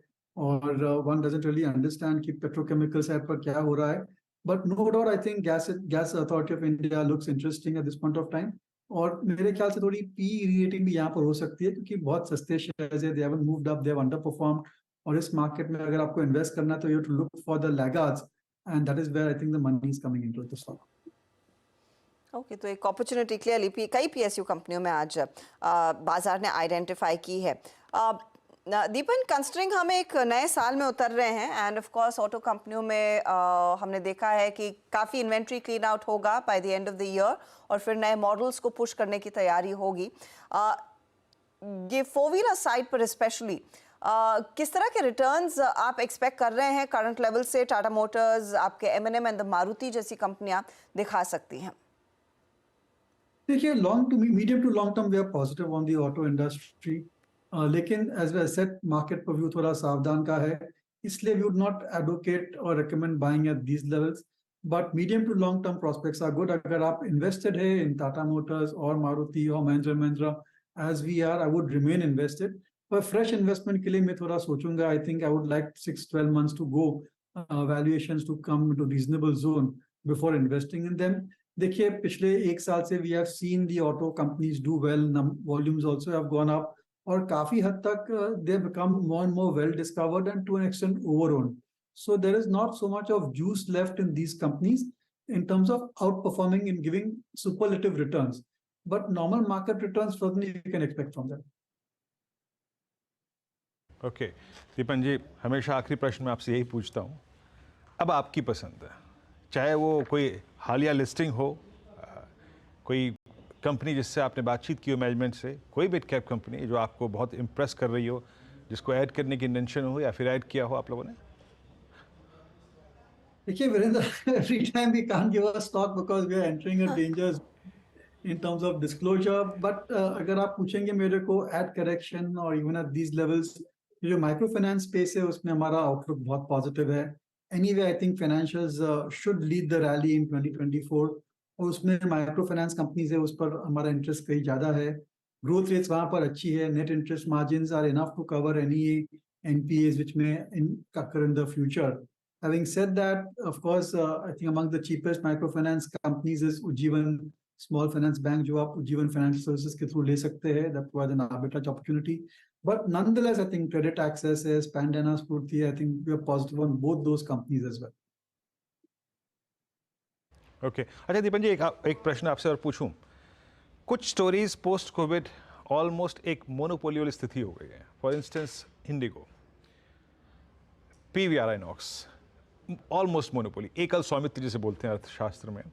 उसके बाद थोड़ा सा एक स्पेस और है जिस पे मैं आपका व्यू चाहूँगा, मीडिया स्पेस. यहाँ सन टीवी परफॉर्म कर रहा है, लेकिन दूसरा स्पेस अगर आप देखें आपका जी, वो एक टसल में फंसा हुआ है. इनमें से एक दो स्टॉक अगर आपको समझ में आ रहे हैं जिन पे आप कॉल ले रहे हो, कोई व्यू आपका यहाँ पर, और क्या जी पर कोई आपने मैंडेट बनाया अब तक? जी को अवॉइड कीजिए, लेकिन आपने जो बताया इंडिगो, इसमें हमारा निवेश है, पॉजिटिव ऑन द कंपनी. और यू आर राइट, एक हिसाब से मोनोपोली बन चुकी है. और जो उनकी जो बेसिक एफिशिएंसी है that is now being reflected. शायद 1-2 क्वार्टर नतीजे नरम आ सकते हैं क्योंकि बहुत सारे उनके प्लेन्स है, they have been grounded because of this Pratt and Whitney जो इंजन का प्रॉब्लम है. एंड अगर नंबर्स थोड़े वीक आते हैं तो थोड़ी करेक्शन आती है मार्केट में, इंडिविजुअल स्टॉक में, that is a great entry point for IndiGo. We are extremely positive on the long term prospects, क्योंकि एविएशन और एयर ट्रैवल तो बढ़ना ही है इंडिया में, not only in terms of affordability and more people using air travel, और जो नए नए destinations खुलने वाले हो in the next 3-4 years, that provides an opportunity. And a company like Indigo is also exploring overseas destinations. Look, Indians are traveling within India more frequently and trying to go overseas in neighboring countries, short distance flights as well. So all of these things are playing well into Indigo. और अगर oil prices control में रहते हैं below that $80 mark, then these companies will make money hand over fist. दीपन, बहुत बहुत शुक्रिया हमारे लिए समय निकालने के लिए. Enjoy the long weekend and मेरी क्रिसमस इन एडवांस. बाजार पर वापस लौटते हैं. 100 पॉइंट ऊपर निफ्टी बैंक ऊपर घूमा और ऊपर से नीचे भी आ गया. अब 350 पॉइंट के नुकसान पर. इसे कहते हैं roller coaster ride Nifty bank वाली. लकीली निफ्टी और मिड कैप इंडेक्स तेजी में है अब, और एडवांस डिक्लाइन रेशो आपकी स्क्रीन पर लेकर आएंगे. मिड कैप्स की बदौलत 2:1 के आसपास तक का हो चुका है. चलिए फटाफट से BTST STBT ट्रेड्स, फिर ऑफ कोर्स क्लोजिंग की स्ट्रैटेजी और बैन में किसकी तैयारी हो रही है वो सब आपकी स्क्रीन पर लेकर आएंगे. बताइए कविता जी, क्या ट्रेड लेना है? या so Bharat Forge is looking good to me. 1206 के लेवल पर है. आई बिलीव 1230 1235 के प्राइस टारगेट्स के लिए भारत फोर्ज को लेकर जाना चाहिए. 1194 का स्टॉप लॉस मेंटेन करें. 135 के लिए भारत फोर्ज. समित, आपका ट्रेड? देखिए क्यूमिंस लॉन्ग साइड पे लिया है, तो यहाँ पे एक शॉर्ट साइड पे भी हम ट्रेड रखना चाहेंगे क्योंकि मार्केट में दोनों साइड पे स्विंग्स आ रहे हैं. तो यहाँ पे ग्रासिम जो कुछ दिनों के कंसोलिडेशन के बाद कहीं ना कहीं लास्ट 3 दिनों से थोड़ा वीकनेस दिखा रहा है. और आज first time in last 2 months अगर हम देखें तो जो 20 डे एक्सपोनेंशियल मूविंग एवरेज है वो ये नीचे की तरफ उसको ब्रेक कर रहा है। तो हमें लगता है कि थोड़ा वीकनेस और गहरा सकता है। 2000 से लेके 1980 के लेवल हमें नेक्स्ट वीक तक दिख सकते हैं। 2067 के स्टॉप लॉस से इसको करंट लेवल पे शॉर्ट किया जा सकता है। राजेश सतपुत्र जी, आपका ट्रेड क्या रहेगा एक्सटेंडेड वीकेंड का? वीरेंद्र जी देखिए, मैं कोटक बैंक को लेके जाऊंगा। कोटक बैंक का क्लोज मुझे बढ़िया लगता है, कल का कैंडलस्टिक पैटर्न बढ़िया लगता है, द टेक्निकल फॉर्मेशन इसका अच्छा लगता है। 1850 मेरे हिसाब से एक इंपॉर्टेंट लेवल था और 1862 पे ये क्लोज हो रहा है, तो हमारे लेवल के ऊपर ये क्लोज हो रहा है तो बाय करेंगे with stop loss of 25 points. जो टारगेट मुझे दिखता है वो करीबन 1900-1920 का होगा। तो Kotak Mahindra is a bank. Okay, Kotak Mahindra bank आपका बाय है। और अब चलते हैं मानस जी के पास। मानस जी, क्या पिक करेंगे आप? तो देखिए, डीएलएफ पे खरीदारी करके जाएंगे। डीएलएफ के फ्यूचर में खरीदारी करेंगे। 717 के भाव चल रहे हैं, वहां पर 707 के स्टॉप लॉस से खरीदारी करिए। 735 तक के टारगेट फ्यूचर्स में देखने को मिल सकते हैं। ओके, तो डीएलएफ में एक अपॉर्चुनिटी तेजी की। अमित, आपका ट्रेड? जी मैम, मैं एचसीएल टेक कैरी करूंगा। 1461 कैश में प्राइस है, लगभग 1500 के टारगेट्स एंड 1445 का स्टॉप लॉस। तो एचसीएल टेक में एक तेजी की पोजीशन। अच्छा अमित, सुबह में हम आपका ट्विटर पे पोस्ट, इंस्टाग्राम पे पोस्ट देख रहे थे, जो आपने पार्क स्ट्रीट का वो वीडियो शेयर किया था। कुछ खास प्लान है क्या इस क्रिसमस वीकेंड के लिए? जी डेफिनेटली मैम, कोई क्लब वगैरह जाएंगे because park street is totally inaccessible on 24th night. उस दिन कार्स वहां पे बंद हो जाती है, इतना ज्यादा रश रहता है कि मैंने एंटर करना मुश्किल हो जाता है, मैंने यू हैव टू वॉक। तो काफी अच्छा माहौल रहता है, लाइटिंग वगैरह काफी रहती है वहां पे। मैक्सिमम रेस्टोरेंट्स है उस स्ट्रीट में। इनफैक्ट 30-40 रेस्टोरेंट्स होंगे वहां पे एक पर्टिकुलर रोड पे ऑन लेफ्ट एंड राइट। तो काफी अच्छा माहौल रहता है हर साल। तो हमेशा वोली स्ट्रीट को ये लोग अच्छे से सजा देते हैं फॉर क्रिसमस। इनफैक्ट मेरे फ्रेंड्स हैं कैलकाटा के, और हर क्रिसमस के आसपास यही बातचीत होती है कि क्रिसमस के लिए प्लीज कैलकाटा आइएगा, you will really enjoy it. अब मैं सोच रही हूँ वीरू, अभी से मैं अप्लाई कर रही हूँ अगले क्रिसमस के लिए। नहीं, मुझे टेंशन है 1 तारीख की सुबह की। दरअसल हमारा भी ये जो ऑफिस है ना, ये एक बहुत ही प्रसिद्ध और एक जानी मानी बिल्डिंग में है। पता नहीं मैं सुबह 1 तारीख की पहुंच पाऊंगा या नहीं पहुंच पाऊंगा, तो तैयार रहिएगा। बड़ी भीड़ होती है, आपको तो जाने ही नहीं देंगे, आपको वैसे ही अब फ्राइडे को ही बंद कर देंगे कमरे में 29th को। मैं पता है हर्षदा, मैं पूरे साल ये सोचता रहा कि इस बार 31 दिसंबर शायद शनिवार को है। अभी मुझे 4-5 रोज पहले मालूम चला, जब घर पे आया था किसी ने बताया कि नहीं, इस बार संडे को पड़ रहा है, रविवार को है। क्या करा जाए, रविवार को है। पूरे साल इस इंप्रेशन में था कि 31 दिसंबर। खैर कोई बात नहीं, सुबह पहुंचेंगे, ऐसी बात नहीं है। आदत सी हो गई है। सुबह हम एंजॉय करते हैं, अच्छे से पार्टी कर लेंगे। 5 बजे 29 और 30 को हम अच्छे से पार्टी कर लेंगे। 31 को एकदम लाइट रखेंगे तो फ्रेश आएंगे एकदम।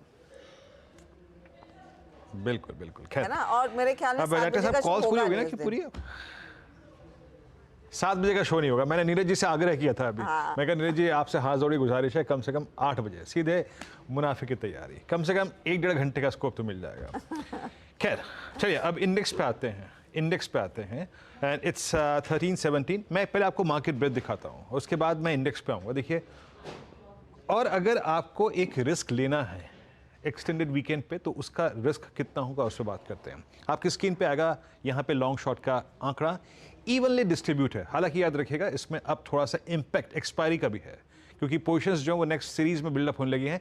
लॉन्ग 62, दैट्स गुड एटलीस्ट, और करीब 62 में शॉर्ट कवरिंग है, शॉर्ट 24-37 लॉन्ग अनवाइंडिंग। अगर आप लॉन्ग की स्लाइड को देखें, मैं जरा स्टॉक्स को एक्सप्लेन करता हूँ यहाँ पे किन किन स्टॉक्स में लॉन्ग था आज। इट्स गेल, और मेरे ख्याल से इसने आप इंट्राडे हाई पोस्ट किया। सन टीवी इस दौर का हाईएस्ट क्लस्टर। नाल्को पहले से अगर आप देखें स्ट्रॉन्ग मोमेंटम है। पिरामिड एंटरप्राइजेस आज 2 दिन की डिप के बाद सब्सटेंशियल बाइंग थी यहाँ पे। और नेक्स्ट स्लाइड में शॉर्ट कवरिंग। आईटी में टुवर्ड्स क्लोज निफ्टी आईटी 800 अंक ऊपर है। Wipro, Laurus lab, Hindustan copper, खैर ये मेरे ख्याल से ऑल टाइम हाई है।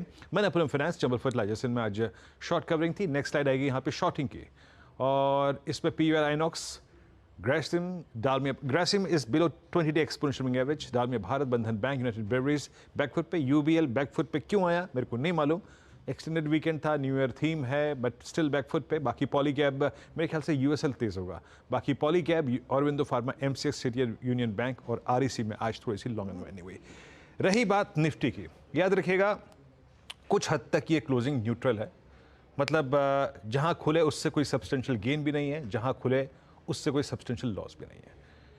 अगर आप एक वीकेंड रिस्क लेना चाहते हैं, मैं तो कहूँगा ना लीजिए, बट अगर आप पोजिशनल ट्रेड हैं और इस बात के मद्देनज़र कि निफ्टी ने एक 10 डेमा पे रेस्ट लिया है, वो मात्र एक दिन की घटना थी, वो घटित हुई चली गई, कल डैमेज कंट्रोल हो गया, तो इस ट्रेड में कैरी करने के लिए ट्यूसडे मॉर्निंग तक एक रिस्क इन्वॉल्व है और वो है करीब करीब 21,050 तक का।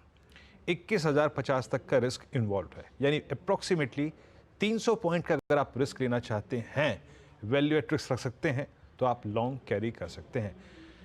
बेटर है निफ्टी बैंक को अवॉइड करिए, निफ्टी बैंक को अवॉइड करिए। रियल फोर्स बैंक निफ्टी कहाँ लाएगा, कहाँ से लेके आएगा अगले स्विंग के लिए, हम श्योर नहीं हैं, हम श्योर नहीं हैं। हमारे पास निफ्टी में निफ्टी आईटी का एडवांटेज है। निफ्टी आईटी का जो क्लोज हो रहा है, याद रखिएगा करीब करीब समझ लीजिएगा कि 668 पॉइंट ऊपर, स्क्रीन पे बेहतरीन पैटर्न है, इसका एडवांटेज सीधे सीधे निफ्टी को है। सो अगर आप वीकेंड पे कैरी करना चाहते हैं, एक्सटेंडेड वीकेंड पे, इस बात के मद्देनज़र कि अगर मंगलवार को लौटने पर यूएस मार्केट ने कुछ बहुत अच्छा किया हो और हमें एक सब्सटेंशियल गैप मिले, तो याद रखिएगा in that circumstances only Nifty. Harshada, over to you. जी हाँ, तो ये फिलहाल आपके लिए क्लियर कट राय। पोजीशंस फ्रेश तौर पर ऑफ कोर्स ट्यूसडे को देखनी चाहिए, कंसिडरिंग मार्केट अब एक लंबे वीकेंड में उतरेगा। ऑफ कोर्स अमेरिका से आज क्यों क्या होगा वो भी देखेंगे, उस पर रिएक्ट करेंगे, लेकिन 3 दिन कौन बैठेगा पोजीशन पर, इसीलिए वीरू आपको कह रहे हैं जितना हल्का होकर जाएंगे उतना बेहतर है आज के लिए। इस बीच मेरे ख्याल में खिलाड़ी नंबर 1 का भी डेटा आपके सामने लेकर आते हैं। इस हफ्ते का मुकाबला 3 जानकारों के बीच था, अमित त्रिवेदी, विरल छेड़ा और साथ ही साथ रत्नेश गोयल, और ये रिटर्न्स आपके सामने। वॉलेटिलिटी में थोड़ी सी मार खाई है अमित और विरल ने, लेकिन खिलाड़ी नंबर 1 इस हफ्ते के रत्नेश गोयल बने हैं। इनके ट्रेड्स मैं आपको बता दूं, मुझे याद है आज सुबह में तो इन्होंने भारत डायनामिक्स दिया था, इसके साथ ही कई ऐसे ट्रेड्स हैं जिन्होंने अच्छी खासी कमाई की है रत्नेश के लिए इस पूरे हफ्ते। IRCTC, जी शिपिंग, ब्रिटानिया इन्होंने भी पिक किया था, इसमें अच्छी खासी पोजीशंस बनती हुई दिखाई दी। तो कंग्रेचुलेशंस रत्नेश, आपने इनफैक्ट एक बढ़िया प्ले दिखाया है। इस हफ्ते के कुछ आइडियाज़ जिनमें से क्या अगले हफ्ते भी जमेगा, उस पर एक राय। अमित, आपका टॉप कॉल इस हफ्ते का ब्रिटानिया, इनफैक्ट रत्नेश, राजेश सातपुते सब इस पर नजर डाल रहे थे। 51.65 पर आज का क्लोज। आई थिंक 51.50 के कॉल का जिक्र राजेश सातपुते ने सुबह में किया था, आपने भी अग्रेसर टारगेट दिया था। अब अगले हफ्ते के लिए अगर इसको कोई कैरी कर रहा है तो स्टॉप लॉस क्या होगा, क्या लेवल्स आगे देख सकते हैं? जी मैम, इसमें 5300 तक के टारगेट्स पॉसिबल है, बट सिंस हम अच्छे खासे गेन में है तो अपना स्टॉप लॉस मेरे ख्याल से 5100 तक ट्रेल कर लेना चाहिए। 100 का स्टॉप लॉस ट्रेल कीजिए और 5200-5300 की तैयारी हो रही है। माइनस रिलायंस इंडस्ट्रीज 2567, लार्जली इस हफ्ते ये गेनिंग साइड पर ही रहा है, करीब 2-2.5% तक, और इसका सपोर्ट ना होता तो शायद कल परसों हम ज्यादा टूटते। तो देखिए, बिल्कुल अगर हम स्ट्रक्चर की बात करें तो स्ट्रक्चर तो बहुत स्ट्रांग है, क्योंकि अब वीकली चार्ट को देख के ऐसा लग रहा है कि शायद अब बहुत ही जल्द हम एक ब्रेकआउट देखेंगे। 2600 का जो हर्डल, 2600-2625 का हर्डल है, शायद रिलायंस उसको नेक्स्ट वीक ब्रेक कर सकता है। तो ऐसा हो सकता है कि निफ्टी में अगर कोई अप मूव देखने को मिले तो वो रिलायंस ही लीड करके जाए। तो रिलायंस में अभी भी खरीदारी करने की राय रहेगी, करंट लेवल्स पे खरीदारी कर सकते हैं। 2500 रुपए का स्टॉप लॉस लगाइए और अब आपके टारगेट 2750 से लेकर 2850 की रेंज में रहेंगे। इंडस्ट्रीज तेजी की तरफ ही बैठना है इस पर्टिकुलर स्टॉक में। चलिए फटाफट से बैन में कौन से स्टॉक जा सकते हैं, जो पोजीशंस मार्केट वाइड पोजीशन बड़ी हैं कुछ स्टॉक्स में, वो आपकी स्क्रीन पर आ जाएगा डेटा। एक तो ये बाहर निकलने वाला आंकड़ा है, इसमें से मनप्पुरम फाइनेंस और RBL बैंक की तैयारी हो रही है, क्योंकि यहाँ पर पोजीशंस थोड़ी सी हल्की हुई हैं, तो 100% से नीचे आती हुई, तो ये बैन से बाहर आएंगे। लेकिन जो बैन में जा सकते हैं, नाल्को, 113% की पोजीशंस, PEL पिरामल एंटरप्राइजेस और जी एंटरटेनमेंट तो ये आंख मिचोली खेल ही रहा है।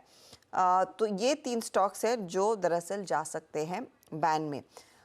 राजेश जी, ये फिर metal counters specially NALCO and the likes में आज मुनाफा बुक करके जाएं? आई थिंक थोड़ा करना चाहिए, क्योंकि यहाँ पे देखिए 117, 120 ये सप्लाई पॉइंट है, और जो बाइंग हो रहा है वो करीबन 102, 105 की ट्रेजेक्टरी में हो रहा है। तो ये रेंज थोड़ी एस्टेब्लिश हो रही है। तो अगर प्रॉफिट बुकिंग करना है तो ऑब्वियसली करना चाहिए, क्योंकि एक ये अपॉर्चुनिटीज है मेटल में। जब जब रैलीज आती है तो थोड़ी अपॉर्चुनिटी भी मिलती है प्रॉफिट बुकिंग के लिए। I think it's best way to book your profit here.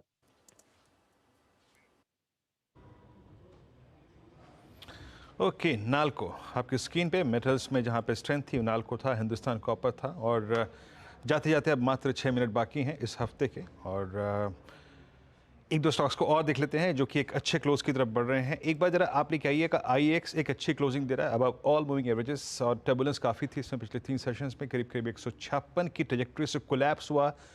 200 EMA को कल टेस्ट किया, वो लो लगाया, मॉर्निंग में लगा लिया था, उसके बाद पुल बैक लिया, but still at day high, दिन के सर्वोच्च स्तर पे आके क्लोज होता हुआ। केमिकल में एक बास्केट, मतलब केमिकल बास्केट में एक स्टॉक जो कि एक बहुत ही शानदार क्लोज की तरफ बढ़ रहा है, और मेरे ख्याल से शायद ये ट्रेडर्स को ट्यूसडे मॉर्निंग टूर्स पर रखेगा, and that's I think Deepak nitrite. याद रखिएगा ये क्लोज आ रहा है एट 2382। मेरे ख्याल से ये इस दौर का इसका हाईएस्ट क्लस्टर है पोस्ट आई थिंक 7 फरवरी 2022 के बाद ये अब तक का सर्वोच्च स्तर है, यानी टेक्निकल स्पीकिंग ऑलमोस्ट 2 साल का अगर आप देखें ये हाई है। तो हम एक दीपक नाइट्राइट जिस पर मंडे मॉर्निंग नज़र रखेंगे, ट्यूसडे मॉर्निंग नज़र रखेंगे। आज PVR का ना चलना थोड़ा सा अगर आप देखें तो खल रहा है, और करीब करीब ये जिस ट्रेजेक्टरी में क्लोज हो रहा है, मेरे ख्याल से हमने एक एक्सपेक्टेशन रखी थी कि शायद एक अच्छा मूव देगा, लेकिन ये कोलैप्स हुआ आज। और इनफैक्ट पिछले 3 दिन में कोलैप्स होने का कारण मेरे को कोई खास समझ में नहीं आया। आई थिंक अभी मेरे ख्याल से हम परसों ही कल करण जी से बात भी कर रहे थे, उन्होंने कहा था कि नहीं डंकी की अगर आप देखें तो बुकिंग्स अच्छी हैं, बट आई मीन 1698 पे डीएलओ की ट्रेजेक्टरी में आके क्लोज होता हुआ ये 3 दिन में लगभग 1840 से रिट्रेस होकर 1698 पर आके क्लोज होने की तैयारी करता हुआ थोड़ा सा इसने मायूस किया। और REC ये एक और काउंटर रहा जिसने एक बहुत ही स्ट्रॉन्ग मूव के बाद इस हफ्ते थोड़ी सी कूलिंग ऑफ प्रोसेस में गया ये, और रिट्रेस हुआ करीब करीब 496 तक, 20 डे एक्सपोनेंशियल एवरेज तक। और एक दो स्टॉक्स और मार्क कर देता हूँ। पॉली कैप के लिए आज दिन काफ़ी ख़राब था, और आई थिंक जो सुबह सुबह फ्लैशिश हस्ता आपको बता रही थी, उसके बाद आई मीन कुछ रेट्स पड़ी थी, सर्च जिसे कहते हैं, बैकफुट पे आई ये स्टॉक, और इसका एक एडवांटेज मिला एस्ट्रल को। जो प्रमोटर्स एग्जिट कुछ हुए थे वहाँ पे, उसके चलते एस्ट्रल पिछले 3 दिन से काफ़ी दिक्कत में था, बट आज एस्ट्रल ने इसके against real estate ancillary space में एक स्ट्रॉन्ग पुल बैक लिया। 1928 पर करीब 44 रुपये बढ़कर ये स्टॉक बंद हुआ। शानदार मूव यहाँ पे था। तो ये रही इस हफ्ते की कहानी। निफ्टी न्यूट्रल है, इट्स 21,332 77 अंकों पर, और जैसे कि मैं कह रहा था कि अगर आप रिस्क लेना चाहते हैं 250-300 पॉइंट का, तो इट्स योर्स, लॉन्ग कर सकते हैं, अन्यथा लाइट जाएं तो ज़्यादा अच्छा है। Harshada, over to you. जी हाँ वीरू, इनफैक्ट जाने से पहले मैं मानस से एक राय लेना चाह रही हूँ। HDFC बैंक, मानस सब बेच दिया क्या? क्योंकि 1.25% नीचे आ गया है। HDFC bank, SBI, ICICI bank सब फिसले। देखिए बैंकिंग में वीकनेस है, लेकिन HDFC बैंक मेरा समझना ये है कि शायद ये करेक्शन एक बढ़िया बाइंग अपॉर्चुनिटी है, क्योंकि लोअर लेवल पे अब ऐसा लग रहा है कि 1644 पे एक स्ट्रॉन्ग सपोर्ट है। तो पोजिशनल बेसिस पे तो इस गिरावट पे खरीदारी करनी है। लेकिन अगर हम ओवरऑल बैंकिंग की बात करें तो बैंकिंग में मैंने कल भी सेल रिकमेंडेशन दिए थे, और मेरा समझना है कि अभी भी बहुत सारे बैंकिंग स्टॉक्स ऐसे हैं जहां पर वीकनेस शायद बनी रह सकती है। स्पेशली मैं एक्सिस बैंक और बंधन बैंक की बात कर रहा हूँ। ओके, एक्सिस और बंधन पर नजरें रहेंगी, लेकिन HDFC बैंक के लिए writing is on the wall. ये डिप आपके लिए खरीदारी का मौका है। एक अच्छा खासा ट्रेंड इस स्टॉक ने आपको दिखाया है। अच्छा, इंडेक्स पहले आपकी स्क्रीन पर लेकर आते हैं, फिर स्टॉक्स आपको बताएंगे कि क्या स्थिति दिखा रहे हैं। आज की क्लोजिंग थोड़ी सी खट्टी और थोड़ी सी मीठी। खट्टी इसीलिए क्योंकि निफ्टी बैंक 400 पॉइंट नीचे आ चुका है, और मीठी इसीलिए क्योंकि निफ्टी आईटी 700 पॉइंट की बढ़त दिखा रहा है। तो हर फ्लेवर आपको दरअसल मिल रहा है आज के क्लोज में। निफ्टी 50 करीब करीब 80 पॉइंट ऊपर लेकिन जाकर दिन बंद करता हुआ दिखाई देगा। निफ्टी बैंक में दबाव रहा है। मिड कैप इंडेक्स करीब 300 पॉइंट ऊपर, तो इस मोमेंटम को ये बरकरार रख पाए हैं। साथ ही साथ अगर आप देखिएगा सेंसेक्स में भी चाल मजबूती की रही। एडवांस डिक्लाइन रेशियो बेहद मजबूत है। आज सेक्टोरली निफ्टी आईटी कंस्ट्रेंग सबसे ज्यादा तगड़िया रन दिखा रहा है। तो वो स्टॉक्स जो भागे हैं आज के दिन वो आपकी स्क्रीन पर लेकर आएंगे। विप्रो आज का टॉप परफॉर्मर, करीब 7% तक की तेजी यहां पर बनती दिखाई दी है। अच्छे वॉल्यूम्स के साथ दरअसल स्टॉक में खरीदारी रही। इसके पीछे फिर एचसीएल टेक, एलटीआई, माइंडट्री जैसे काउंटर्स, इन सब में तेजी देखी। इन्फी टीसीएस में भी हमने देखा बढ़त पर ही कारोबार साफ देखने को मिला है। साथ ही साथ आप गौर करिएगा बैंकिंग काउंटर्स पर, जहां पर ऊपरी लेवल से कुछ मुनाफा वसूली के अंश बनते दिखाई दिए। क्लोजिंग पर एचडीएफसी बैंक जहां पर आज जाकर टिक रहा है नियरली 1% नीचे, 1668 के लेवल्स यहां पर देखे गए हैं। अब देखिए आईसीआईसीआई, अब देखिए एसबीआई का स्टॉक, यहां पर कुछ वीकनेस देखने को मिली है। इनफैक्ट ओवर द वीक के अब परफॉर्मर्स पर आगे आएंगे, लेकिन ये कुछ काउंटर्स थे जहां पर हमने देखा है क्लियरली प्रेशर बनता हुआ दिखाई दिया है। अब लेकर आइए कुछ मिड कैप काउंटर्स जो आज चले हैं। नैल्को देखिएगा, इसमें अच्छी खासी तेजी, सेल में अच्छा खासा मोमेंटम देखने को मिला था। इनफैक्ट पूरा मेटल पैक हिंडाल्को समेत अच्छी बढ़त पर कारोबार कर रहा था। यही नहीं, आप गौर करिएगा आज गेल के स्टॉक पर, क्योंकि इधर भी काफी तगड़े गेन्स बनते दिखाई दिए थे। गेल लगभग 7-8% ऊपर जाकर टिक पाने में कामयाब रहा है। तो ये कुछ काउंटर्स है जहां पर हमने अच्छा खासा मोमेंटम आज के दिन देखा है। टाटा ग्रुप की कंपनियों में Tata Motors, Tata steel, TCS का हम जिक्र कर रहे थे। इनफैक्ट आज सुबह में हम टाटा कंज्यूमर प्रोडक्ट्स में भी एक अच्छी खासी तेजी बनती दिखाई दी है। इनफैक्ट नज़र रखिएगा आप ओवरऑल एफएमसीजी प्लेस पर, जहां पर हमने देखा है काफ़ी तगड़े गेन्स बनते दिखाई दिए हैं। एफएमसीजी इंडेक्स करीब 2 से 250 पॉइंट के गेन्स पर जाकर टिकने में कामयाब। हीट मैप अब आपकी स्क्रीन पर आ जाएगा, जहां पर अगर आप ध्यान दें बढ़त पर ज़्यादा कारोबार करने वाले स्टॉक्स देखे गए हैं। Wipro, HCL tech outperformers, Maruti में अच्छी तेजी, कोल इंडिया में अच्छी तेजी, टाटा स्टील में अच्छी तेजी। ये सारे काउंटर्स है जहां पर तेजी का मूव बाजार कैरी करता हुआ दिखाई देगा। Grasim, SBI, HDFC bank, Bajaj finance, Reliance industries जैसे काउंटर्स जहां पर हमने देखा कुल मिलाकर हल्की हल्की मुनाफा वसूली के अंश बनते दिखाई दिए हैं। ओवर द वीक की स्थिति भी अब आपकी स्क्रीन पर आ जाएगी और फिर आपको बताएंगे कि यहाँ पर सीधा सौदा के अपडेट्स क्या रहे हैं। ब्रिटानिया 4.5% ऊपर इस हफ्ते, नेस्ले करीब 4% ऊपर, विप्रो, सिप्ला, कोल इंडिया ये सभी आउट परफॉर्मर्स रहे हैं इस समय मार्केट के। लेकिन मंदी वाले ट्रेड्स में हमने देखा अदानी एंटरप्राइजेस, एमएनएम और अदानी पोर्ट जैसे काउंटर्स जहां पर कुछ मुनाफा वसूली के अंश बनते दिखाई दिए। चलिए सीधा सौदा का अपडेट अब आपकी स्क्रीन पर लेकर आते हैं और नीरज और आशीष के बीच वाला यहाँ पर आशीष नहीं, यतिन के बीच वाला मुकाबला क्या रिटर्न्स देकर गया है वो आपको दिखाएंगे। मद्रास फर्टिलाइजर, एलआईसी, कोफोर्ज और टाटा मोटर्स ये टॉप परफॉर्मर्स रहे हैं आज जो नीरज ने आइडेंटिफाई किए थे। क्लोजिंग पर यतिन ने ऑल कार्गो लॉजिस्टिक्स पिक किया था, नाल्को, केपीआई ग्रीन और रेलटेल जैसे ट्रेड्स पिक किए थे। वीरू, यहीं पर हमने देखा सबसे ज्यादा एक्शन बनता दिखाई दिया है। जी हाँ, किसका नाम ले लिया आपने हर्षदा? आशीष छुट्टी पे है जनाब। खैर कोई बात नहीं, वो छुट्टी पे हैं तो हम भी छुट्टी पे जाएंगे, 3 दिन की छुट्टी हम भी बनाएंगे। और सब कहाँ जाएंगे? सब लौट के यहीं आएंगे। जी हाँ, लौट के फिर मंगलवार को आपको हमको यहीं मिलना है सीएनबीसी आवास पर। और क्या करें? कुछ नहीं, मेरी क्रिसमस वीरू। मैं कह रही हूँ मेरी Christmas, have a good one और एक लॉन्ग वीकेंड के बाद ओहो पता है हर्षदा क्या दिखाई नहीं दिया मुझे, है ना? मुझे लग रहा है एनिमेशन है ये, बहुत सुंदर लग रहा है ये। खैर एक बार फिर से आप सभी को मेरी क्रिसमस और मेरी क्रिसमस और 3 दिन की छुट्टियां आपकी बेहद शानदार रहें और बहुत खूबसूरत रहे ये एक्सटेंडेड वीकेंड। आपसे फिर मुलाकात होगी मंगलवार को सुबह पूरे पैनल की और मॉर्निंग कॉल में फिर मुनाफे की तैयारी। तब तक के लिए नमस्कार, बाय बाय, टेक केयर।